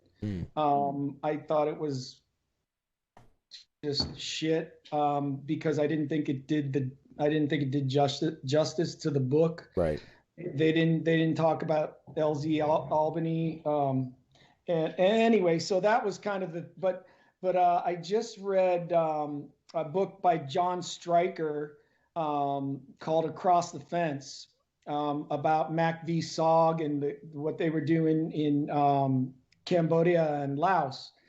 And I would love to be able to, because those guys were invisible. That all that stuff was, once they agreed to go into Mac V. Sog, they became invisible. No dog tags, none of that shit. And so for years and years and years, they weren't recognized at all until, a lot of that stuff, even though it was declassified, most of the records were lost. They burned it. And so I thought it would be cool to do, to do a movie that honored those guys. That would be, but I'm such a geezer now that I don't know, I'd be like, hey, fucking tell McClintock to shut up. If I'd be back there, my bones would be, too rickety. Yeah. But I don't know, maybe I could play some old CO back in the. Yeah, the general, the guy that never saw a lick of combat, Yeah. Okay, we got so many questions. Marine. You gotta do the whole, your hair's not in regs, when are you gonna shave? It's those guys. Oh God. Okay, question for Eddie. What, if anything, do you remember most from working with George Siegel on Just Shoot Me? Oh yeah. Rest in peace, George Siegel. Yeah. I didn't have a whole lot of dialogue with George, or I don't know if I had any. We were in the same room, because I don't know if you've seen that episode or not. The last Thanksgiving. And so we were around each other, but I kind of got to know Wendy Malick a little bit better, because, I played her boyfriend in that episode. But what I can say is, even when I was working with him, I knew, I was on stage with, an actor legend, and I'm over there punching myself, going, how did you pull this off, man? How did you pull this off? So yeah, it was a big thrill and an honor, but all I can say is that he didn't have me kicked off the show. Right. Now, before we get to more questions, I get the feeling, talking with you. Obviously we don't personally know each other, but I get the vibe that it's almost the feeling of, oh man, when they find me out all this is going to be gone, right? Maybe I don't, but like as much as you do absolutely deserve where you are and what you've been through, the feeling of like, oh man, like they're gonna one day they're gonna suss me out and it's all gonna be gone. Is that am I reading that right? Yes, absolutely. I mean, part of that is just alcoholic mind, right? Alcoholic thinking. But part of it is, like, I mean, I designed the program cover for Lil Abner when I was in high school. That's as close as I got to, and my best friend and I, we showed up stoned to the play and watched and like laughed at them. We were like, fucking actors, right? And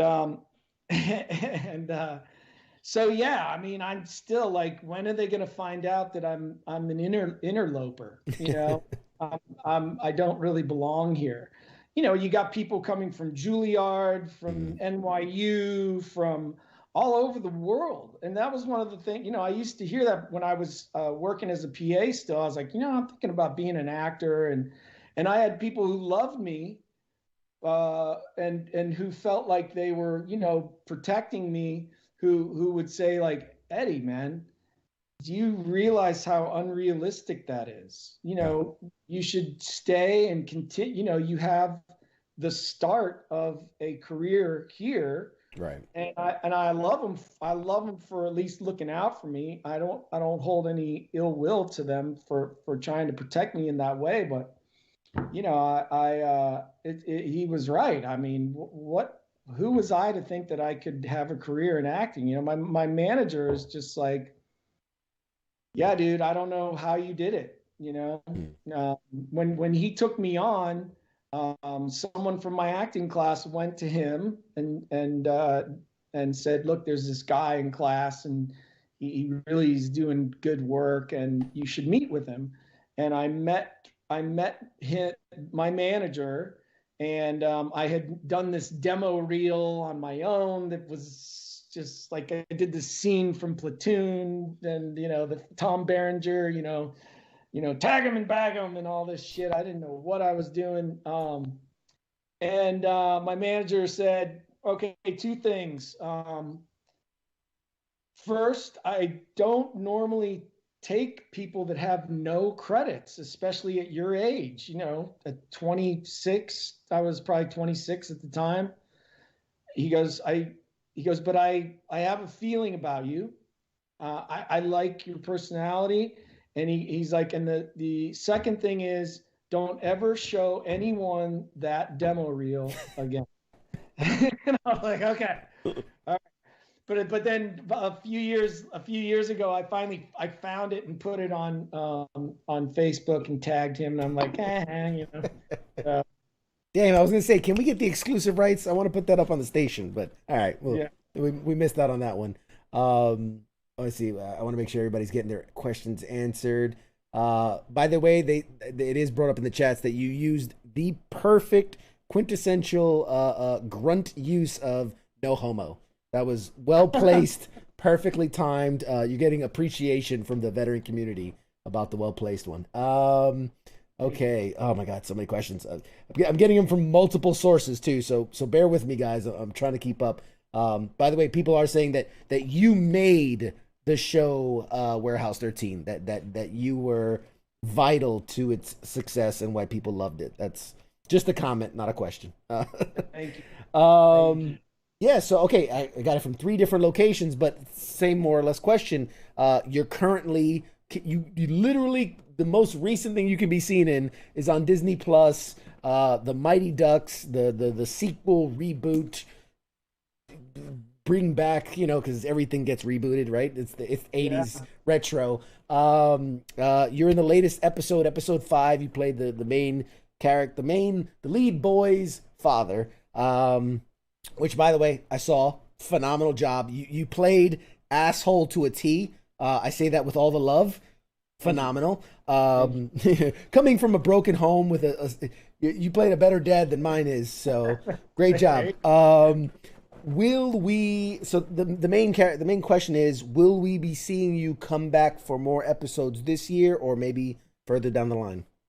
Well, not this year because all the episodes were they were already written at the time, and but when I went there and got to know Emilio, and again, I think it's probably as because I was very aware of not freaking out too much with Emilio because I had to work with him, and we got along great, man. I mean, he's his family's from Dayton, Ohio, which is where I went to school, and his uncle Conrad Martin's, his father Martin Sheen, of course.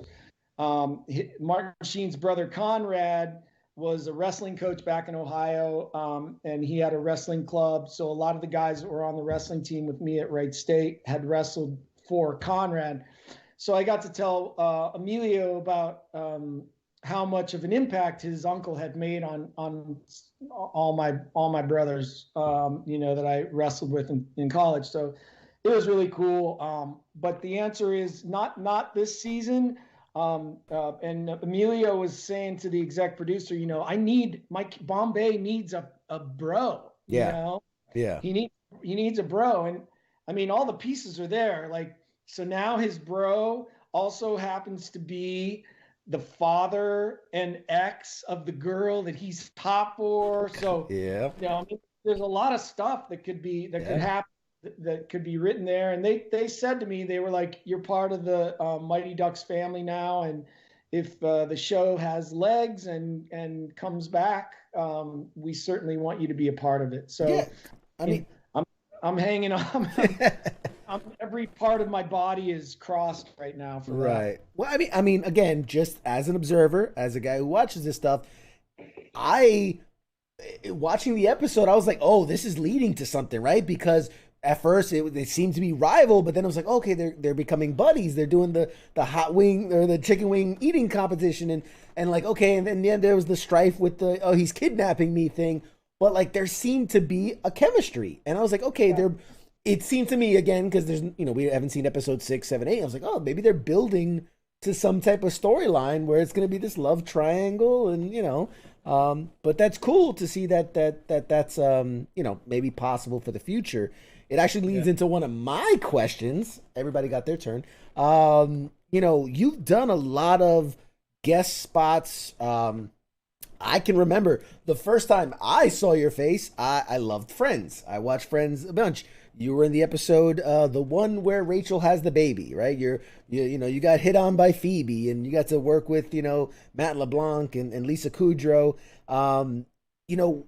When there's a role like that, when you're given, or obviously you audition, you get the part, and you do this thing, I always think like, is that something where, let's say the chemistry was there and sparks fly and everything, do they say like, hey, you're in this one scene or this one episode and that's it for sure? Or do they go like, we'll see how things go and maybe that character comes back down the line?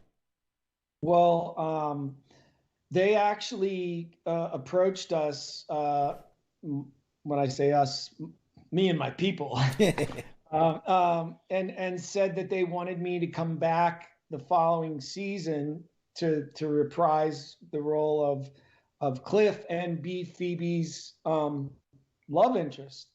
And I had a deal at CBS at the time, and so we had to say, I have a deal. I was contractually obligated to do a pilot for CBS. So they moved on. And then I did the pilot. Well, before they moved on, I did the pilot, didn't go anywhere. I cried. And I called I'm like, hey, can we let's go back to Friends and see if I can still get in there. And they said, we've moved on. And then, Paul Rudd. Yeah. I mean, I'll hold my, obviously Paul Rudd's a great actor and all, but I thought, again, as a guy who watched it, I thought, oh man, there's something here. There's some breadcrumbs that we're gonna follow this, and but these are the things we as the viewers don't get to see, the behind the scenes of how these things work. So it's always great to have this and learn more about it. Let's see. Sorry, reading as I'm trying to talk. Yeah, okay. Ooh, I got a great one. I found online some quotes from you. And Oh, no. and I just wanted to check in with, how you feel about them, where you're sitting at, and we'll start very tame and maybe see where it takes us. So the first one is, when I decided to be an actor many years ago, I just said, look, I'm not going to do this unless I can be the best, but I don't know what the best is. So, pulse check. Are we still feeling good about that? Yeah, I mean, why do it if you don't want to be the best? Like, I want to be the best, and like which then leads to the conversation of fame, which is like my thing was never to be famous. My thing was to be the best, and then fame is a residual of success in this profession. So yeah, I mean, I always wanted to be the best, and I guess, I mean, there's a part of me that feels like, well, shit, I should be doing more than I'm doing, Right. and because I'm better than where I'm at. But that's ego, and I reel it in and put it inside and go up and cry into my pillow, and then rinse and repeat. Sure. You find what vices you still have left, and you go for that. All right, so we go. Here's another one. I grew up wrestling and playing football, where at the end of the game you have a score, and you're either the winner or the loser. There's no score in acting, but you qualify your level of success by the people that you work with and the amount of exposure that you have. Yeah, I agree with that. Whoever said that is a genius. Sounds like a smart guy. Smart guy. I don't know where I found that. I found it online somewhere. It's the internet. These things are there. Okay, let's do another one. Let's see how you feel about this one. And You're gonna want to stop there, but let's do one more. You would like to be able, you would like to have the ability to fart the entire alphabet. I mean, doesn't everybody? I've heard a lot of things. That one made me stop. People brag about being able to burp the alphabet, and I'm like, dude, let's turn it up to 11 and go full flatulence. Fantastic. And lastly, is that you have the idea to bring a full movie to life based on poop. Is that on poop? What, boobs? No, poop. Poop. Shit. Poop. Yes. You have this idea for a literal shit movie. Keep in mind, I was sober through all those comments. Mm-hmm. Yeah, I'm sure that I was in one of my sarcastic, maybe possibly crank. That sounds like something I'd say after I didn't get a job that I wanted, and I was like, I'm going to make a movie about a turd, a giant turd, Mm-hmm. and Yeah, because I believe that was at a convention. You said that at a convention. So you said that in front of an audience too, a live audience. So sure. I basically have Tourette's. I mean, I borderline Tourette's. I have no idea what I'm going to say. I don't like to pre-plan what I'm going to say. So sometimes you get conversations about poop. Yeah, and we already got the peanut gallery. I'd watch that shit. So there you go. When I said it. And then fart the alphabet. Are you sure you're not a grunt? So there you go. You're loving it. So obviously I see you got the tattoos. That's the what you got there? Is the bomb? Oh, is that an A10 Warthog? Yeah. What I have to know is there? I'm assuming there's a story behind getting a Warthog. Yeah. Yeah. Well, okay. Here's the story. I saw Predator, and Jesse Ventura had that Vulcan, right? Mm-hmm. Mm-hmm. And I was like, that's badass, right? I mean, dude, Agreed. I just watched Predator again 3 times last week, right? I mean, it was on HBO or whatever, and I'm like, oh well, Predator. My wife's like, no.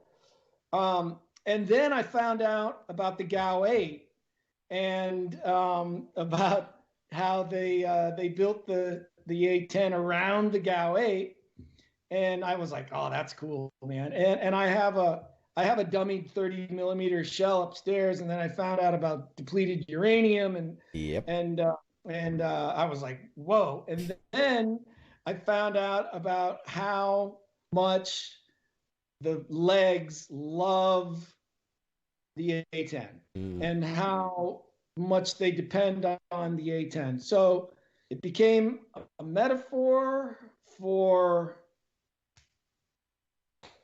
loyalty and protection of my brothers and my family.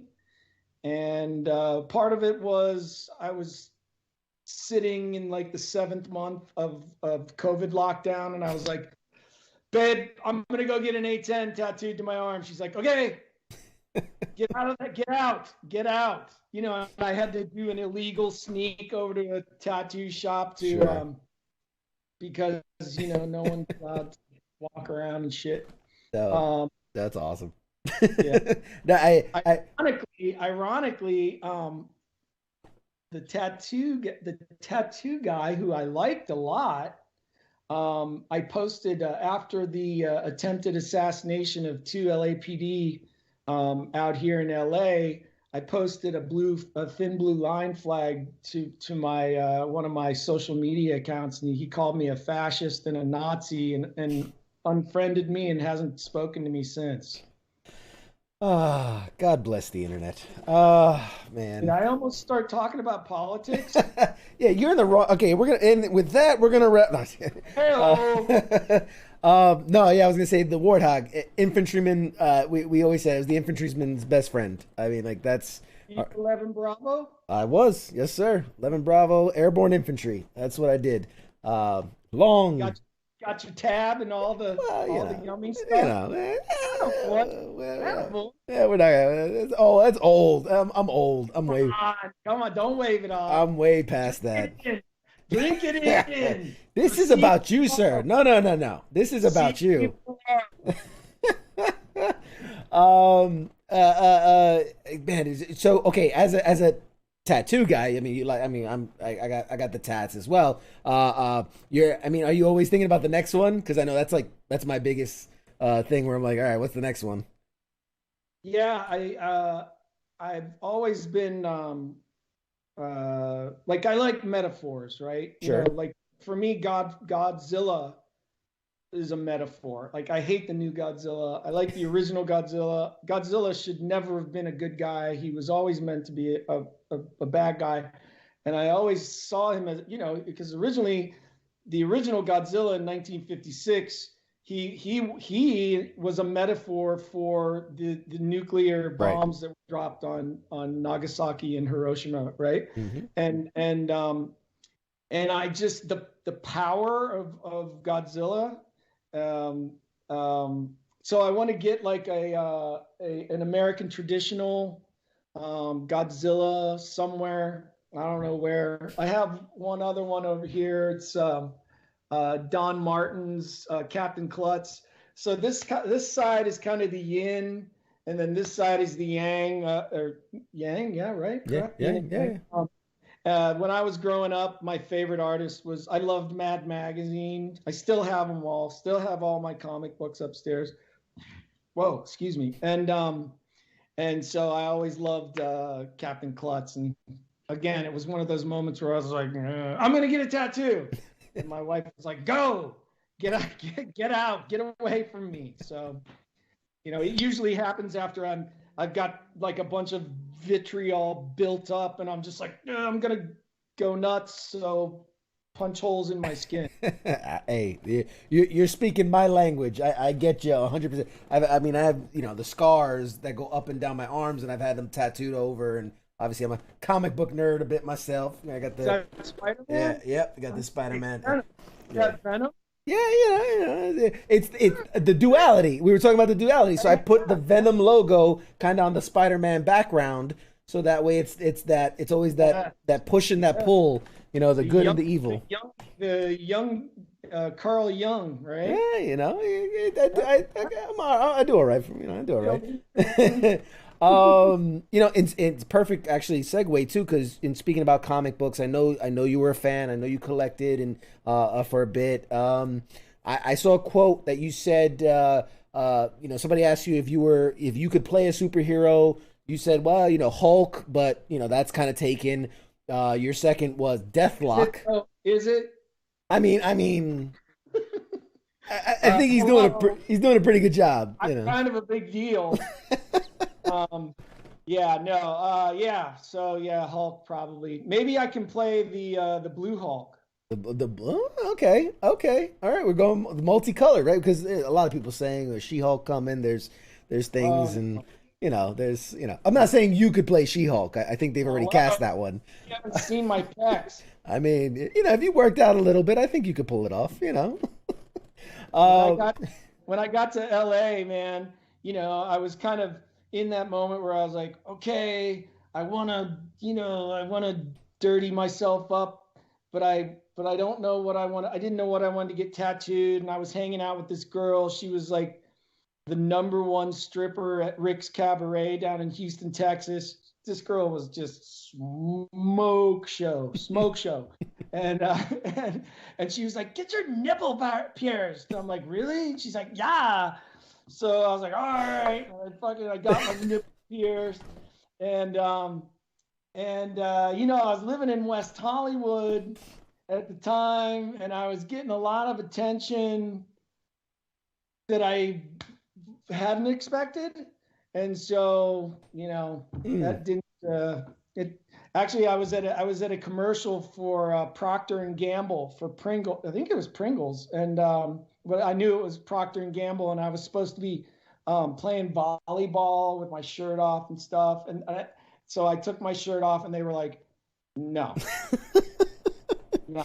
And they're like, yeah, put it back on. I walked out and just said, King. In all my research, I did not think we were going to be talking about your nipples or your piercings. So, God bless you, sir. God bless you. Next. In more comic, you played a character on Supergirl. You played Colonel James Harper. Not sure how much you knew before or after, but in the comic books, that's a guy who carried the Guardian. He was the Guardian. Right. When you get cast like that, again, this goes back to the question, do they say, hey, backdoor, maybe that's something that we can play on? Or was this just kind of a wink at the comics?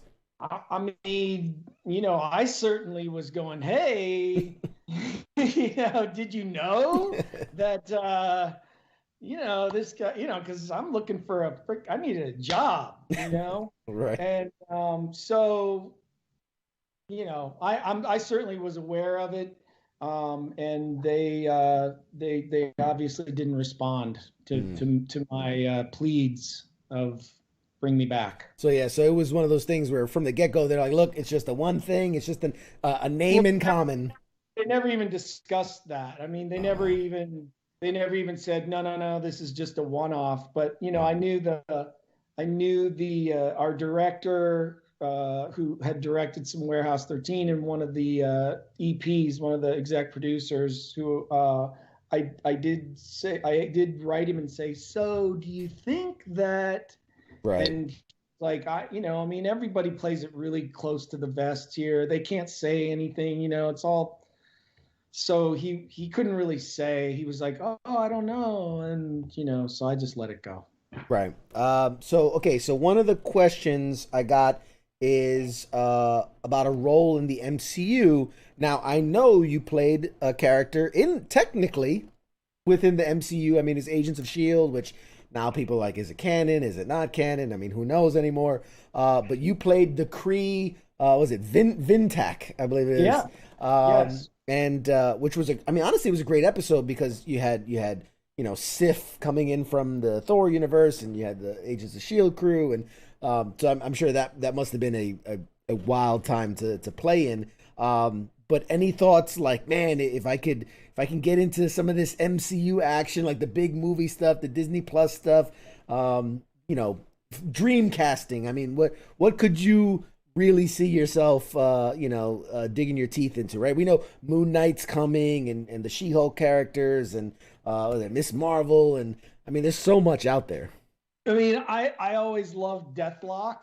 I know that that's taken, but I always liked Deathlock. I mean, that guy, like back, Silver Age, Marvel, sure. The way they drew Deathlock with the one, I mean, I was like all about it. So I always was a fan of Deathlock. I was always a fan of Man Thing. Not Swamp Thing, of course, because that's seen. But Man Thing, I always was a big fan of, and Werewolf by Night. I mean, I would love to play. I love all the Universal Werewolf. Yeah, the Monsterverse. Yeah, I love all that stuff. So I actually feel like I would be more comfortable playing in the Monsterverse than in the Heroverse. I mean, I don't know, it's flying around with a cape and shit. It's like, I'm Irish, and it's usually cold on the set, so, Gotcha. A bit of fan casting. Someone, Heath in the chat said, you could be Jack of Hearts. I mean, that's a bit of fan casting for you there. I think that's a DC character, though. I don't know Jack of Hearts. Yeah, I think that's DC. I think that they were with the Royal Flush Gang. DC villain / sometimes hero. What else? Oh my God, it's so many questions. Thoughts about the Oscars? Do you have thoughts about the Oscars? That's it. That's the when question. are they? I think they just passed. I think they were the other night. Then no. I like it. I'm with you. I believe, actually, I think they said it was like the lowest viewed Oscar of all time, under 10 million views, or however they rate that stuff. I don't know. Yeah. Okay. So you have, I mean, a phenomenal reputation in regards to kind of how you connect with your fans at conventions. I mean, I saw it a million times. How many people appreciate the way you interact, putting your chair in front of the desk, giving out hugs, and really connecting with people. What is it about the convention experience that you really love?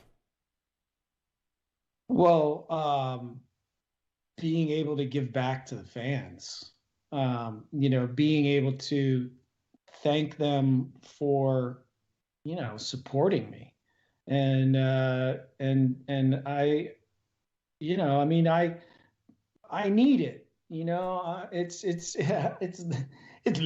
lonely out here. I'm kind of on an island in LA. I don't have necessarily like a bunch of actor friends that we all hang out and stuff, so it helps my ego, frankly. It never hurts to show up and have bunches of people coming up and telling you how much, they love you and how you've affected them. And in turn, I get to say thank you, the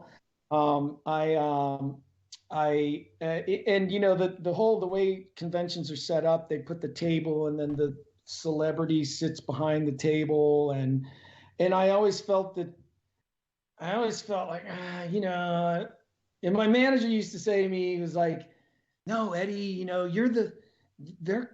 don't tell them too much about yourself, because they want you to be up here. They don't want you to be on even with them. And I just was like, that doesn't make me feel comfortable. Like I don't want it to be like that. And then I had this young girl who she came up and she was telling me, one of those stories about how, the show and Pete had affected her, and the scene where we find out that Jinx is gay, and then Pete is like, dude, he takes off his shirt and he's like, here, drink it in, brother. And, he's all like, oh my God, put your shirt on. What are you doing? But Pete, like our exec producer, is gay. And he said, I want Pete to be the coolest straight guy I've never met. Right. And just no judgment at all. Right. And so, God, what a great character to be able to give to the universe. Right. Because of, this whole talk about toxic masculinity and all that stuff. And, just for people to know that there really are guys out there that don't care. Yeah. I mean, most of the people, I don't think I know anyone who has a problem with someone being gay or whatever, Right. Just whatever. So anyway, this girl came up and then she started telling me that she had realized that she was gay and she was afraid to tell her parents because she thought that they would, disown her, and she was crying. And I got up and walked around the table and I just gave her a big hug and talked to her for a while. And I just said, you got to live your life. You got to be you. You can't live a lie. And I just said, maybe try your parents out. And anyway, she ended up writing me, and she said, I told my parents and everything is great. And thank you so much. And I love you. And I still talk to her, and I decided then I was like, I'm just going to stand out in front of the table, and everybody who comes up to my line, that stands in my line, is going to get a hug from me, whether they want it or not. Even I get people that are standing there like, I don't know who you are. I'm here because my friend made me come up. And I'm like, doesn't matter. You're going to get a hug because I'd rather hug everybody and then get the few people that are, don't know me or uncomfortable about it, than miss the person that really needed it. And not have done that. Yeah. So, and I'm sure there's that guy that's like, oh, this is the worst. And then later on is like, that was the greatest day of my life. Yeah. Like I just really needed a hug. I was just down in Huntsville where, with the COVID and everything. And I'm just like, get ready. Cause I'm hugging, I hugged and talked to, several hundred people down there, and here I am. Yeah. And again, so many people mentioning it. I'm going to ask, I'll give you a couple more questions and then really we'll let you go, because I know we've given so much to us tonight. We really appreciate it. This is from Logan in the chat. From a soldier, I want to buy you a meal sometime to sit and chat. You affected my life and the life of my family in a positive way. What are some of your funniest moments in shows you've been on? Also, now my wife and I need hugs. So where are you going next? Logan, it's from Logan. Logan. Hey, Logan, man, thank you, brother. Anytime you want to buy me lunch, I'm in. Thank you. I'm going to be in Fayetteville, Louisiana, in August. There you go. Yeah. Buy your tickets now, Logan. Yeah, I think it's called Geeked, GEEK apostrophe G, Geeked Con. So that's in August. So I'll be down there. And then, of course, Dragon Con, which is in Atlanta in September. Have you ever gone to Dragon Con? Dragon Con is one of the few I haven't been to, but is on my list to do. Oh, man. I've heard amazing things. I mean, look, I don't know if it's the best, but I consider it kind of my home con. That was like one of the very first cons, and it just blew me away. Like I had no idea about any of it. I knew about Trekkies, like I'd seen the movie Trekkies, and I knew there were Star Trek conventions, but I had no idea how rabid the sci-fi fans are, and not only that, but how incredibly loyal they are to, if they're a fan, they're in for the long haul. I've always heard that, like, your San Diego Con, your New York Con, that's for the media, that's for the sell, that's for the spectacle. But like Dragon Con is for the people. It's for those connections.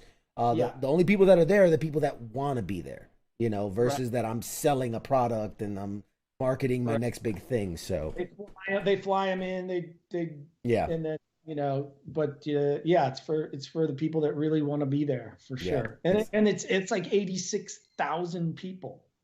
It's insane. It's insane. By the way, I think we got Mrs. Logan also in the chat, because he says, I'm the wife, I want a hug. And that's there you go. You got virtual hugs for everyone. And they're near Augusta, so Atlanta, I guess they'll see you there.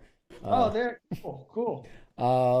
What else? A couple more, and actually a question.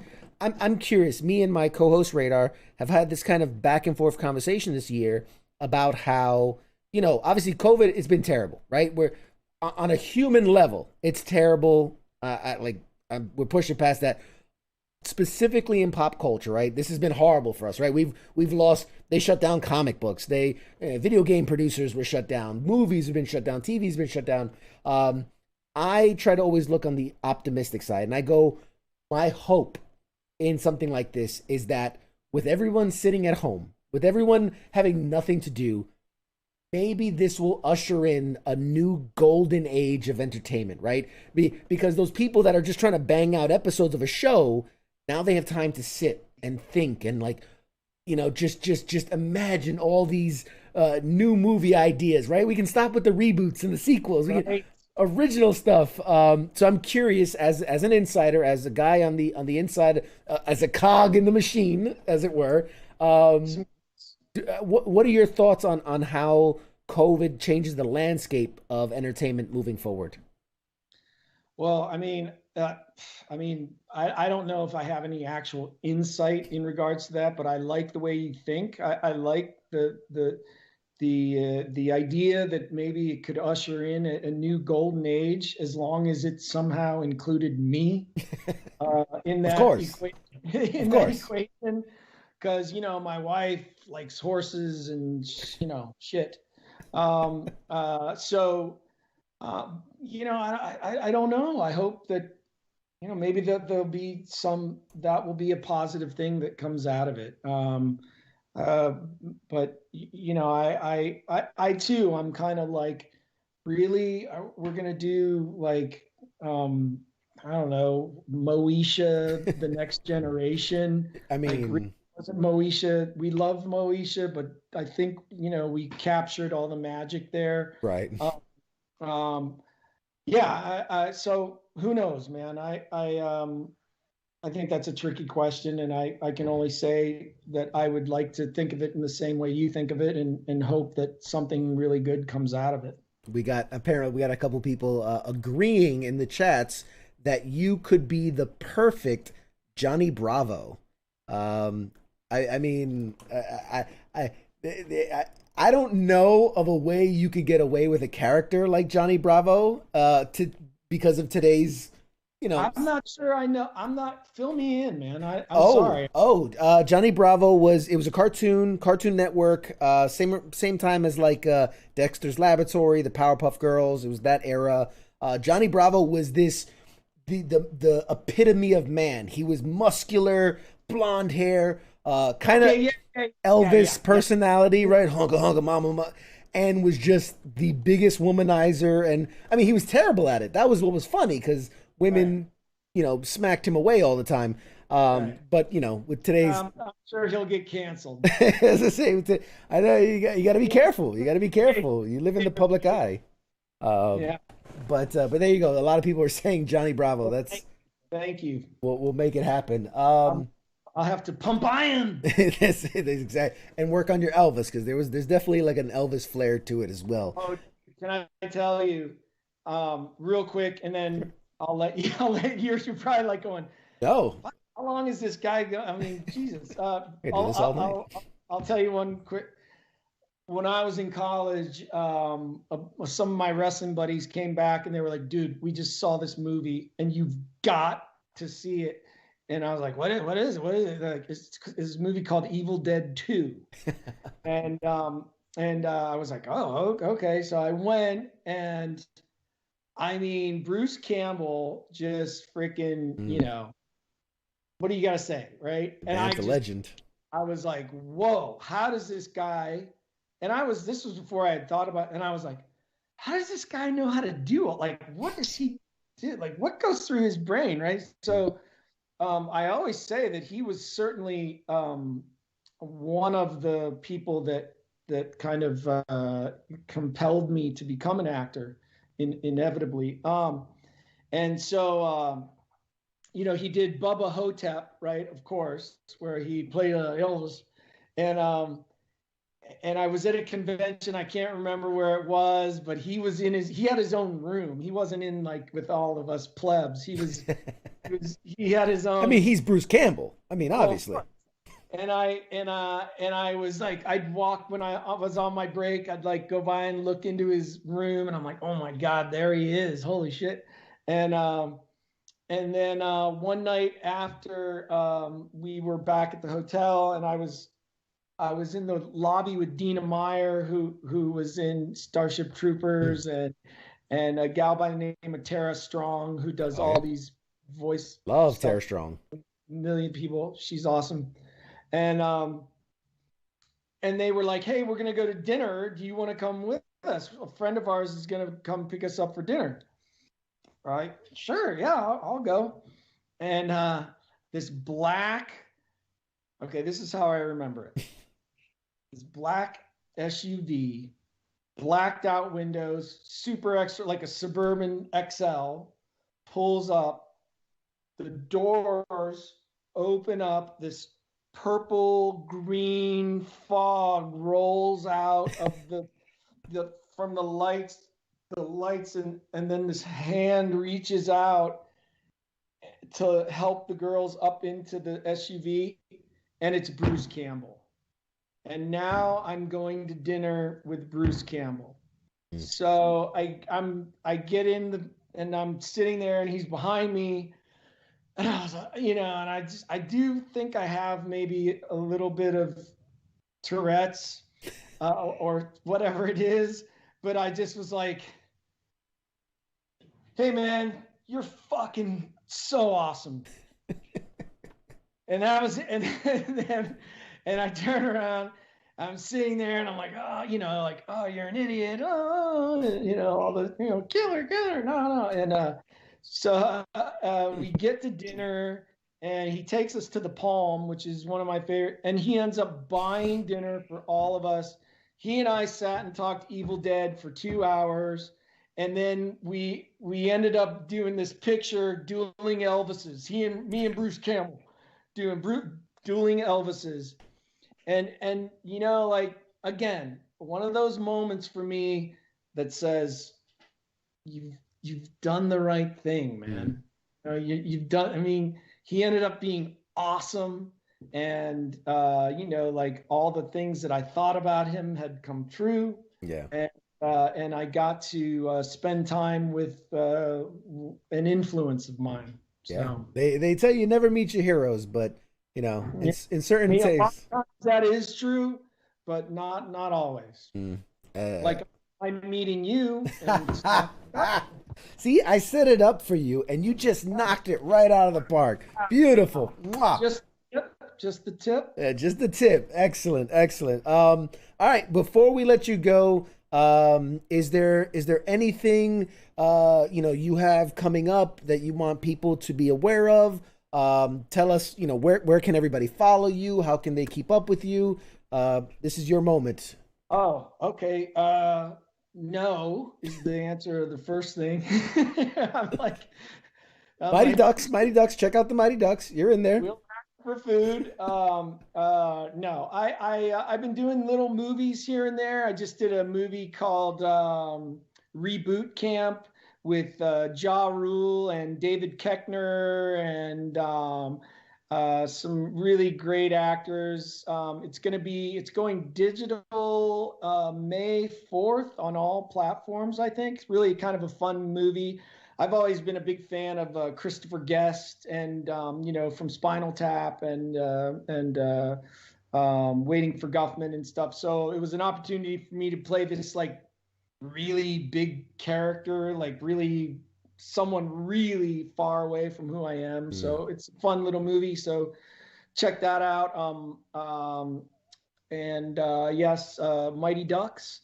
And I'm on Facebook as Eddie McClintock. I'm on Twitter as Eddie McClintock, and I am on Instagram as Eddie McClintock. Man, you got this social media thing on lock, man. I love the synergy.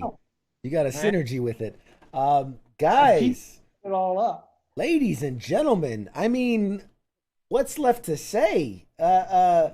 My guest tonight is the incomparable, the amazing, the my God. I come back one day. I feel like we only got the tip. I feel like we only got the tip, and I want all of it. I want all of it. This has been absolutely amazing, guys. We're gonna go to a quick break. Don't leave me just yet, Eddie. I'm gonna say bye to our guest in private, but you guys have been awesome. Thank you guys for hanging out and being in the chats. We gave you a double XL edition of Pop Culture Warrior. You guys are awesome. We'll be right back after a quick break. You're listening to the sounds of WTF Nation Radio.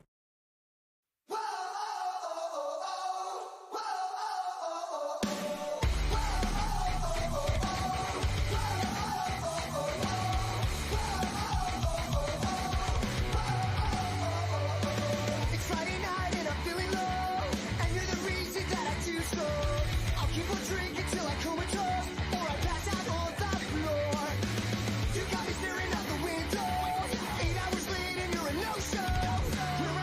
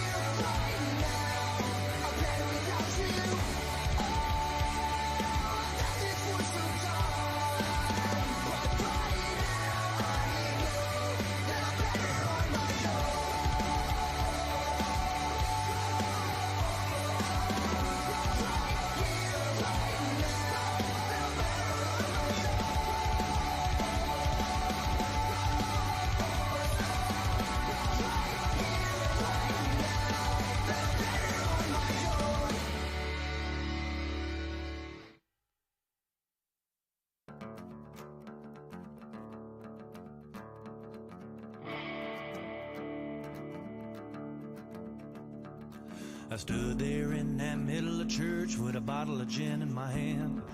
I'm looking up at the rooftop like I'm trying to find my long lost friend. My days turn to nights, my nights turn to weeks when you're living life on the road. I'm halfway back to New Orleans with a few more drinks to go. I say tip 'em on back. Well, let's tip 'em on back.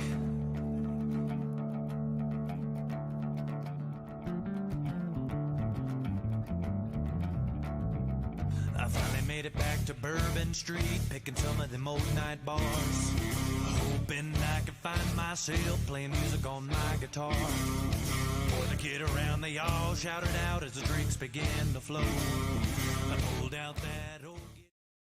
Call the show now at 415-889-8367. The voice of U.S. Army, WTF Moments. This is WTF Nation Radio.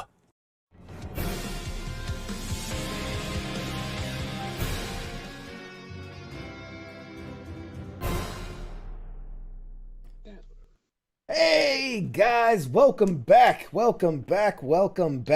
gotta bring in my boy. Let's see if I can. If Radar, you with us? Radar, I'm here. Radar, Can you come see me? in. Can you hear me? Can you hear me? I can hear you. I'm just I can fucking with hear you. Oh, I got you. Good. I got you, buddy. You don't fucking do that shit after. I'm like, I haven't. It's been like 3 hours. When are you gonna let me out of this closet? I mean, my room's bigger than a closet. Oh man. Dude, how awesome was that conversation? Dude, that was fucking tits, dude. That was so fun. Guys, thank you for And those he's of like, you. yeah, he's like, yeah, I've never been in, no homo. I'm like, what? Dude, no way, dude. Dude, he You can't be said like, you he can't called no them homo. legs. He said no homo. He talked about bag tag. I'm like, are you sure you didn't serve? Are you sure? I'm pretty sure I remember a guy just like you. For those of you guys that are still hanging out, thank you guys for being here. You guys were awesome in the chats. So much feedback and conversation. Thank you guys so much for hanging out with us, checking us out, having a conversation. Once again, before we say goodnight, if you haven't liked, followed, subscribed to the Facebook page, Pop Culture Warrior, please do. We're almost at 750, and when we hit that, big prize goes out to one lucky follower, subscriber, liker. I don't know. One of you people. Pick a term. We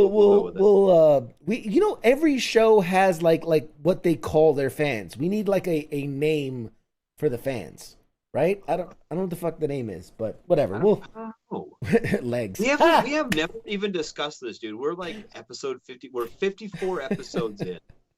We've never thought of like we need a name for the fan base. Yeah, of like every good show has a name for the fan base. So we're gonna have to come up.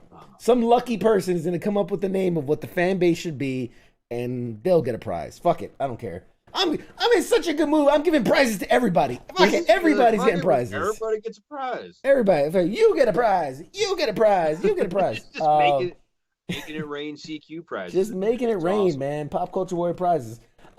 Dude, there's so much. Like, I need a day to like process the conversation we had. Eddie was an incredible dude, so humble, so down to earth. He's been through so much. He's battled. I mean, being sober is not an easy thing. I have the most respect for, I imbibe. I dabble in the arts, but for those people that can say that, you're like, no, I haven't had a drink. I remember I read somewhere he's like, I haven't had a liquid, a powder, a pill, or a thing, anything that's altered my mind state or my body. That's an incredible thing to accomplish, and I don't think absolutely. I don't think you need that stuff, especially in that environment. I think we kind of rock stars, Hollywood too. But you kind of see, like, I don't know, like me, just radar. Like, I don't do famous people. I've never, other than meeting them, doing like driving them in a limo or some shit, right?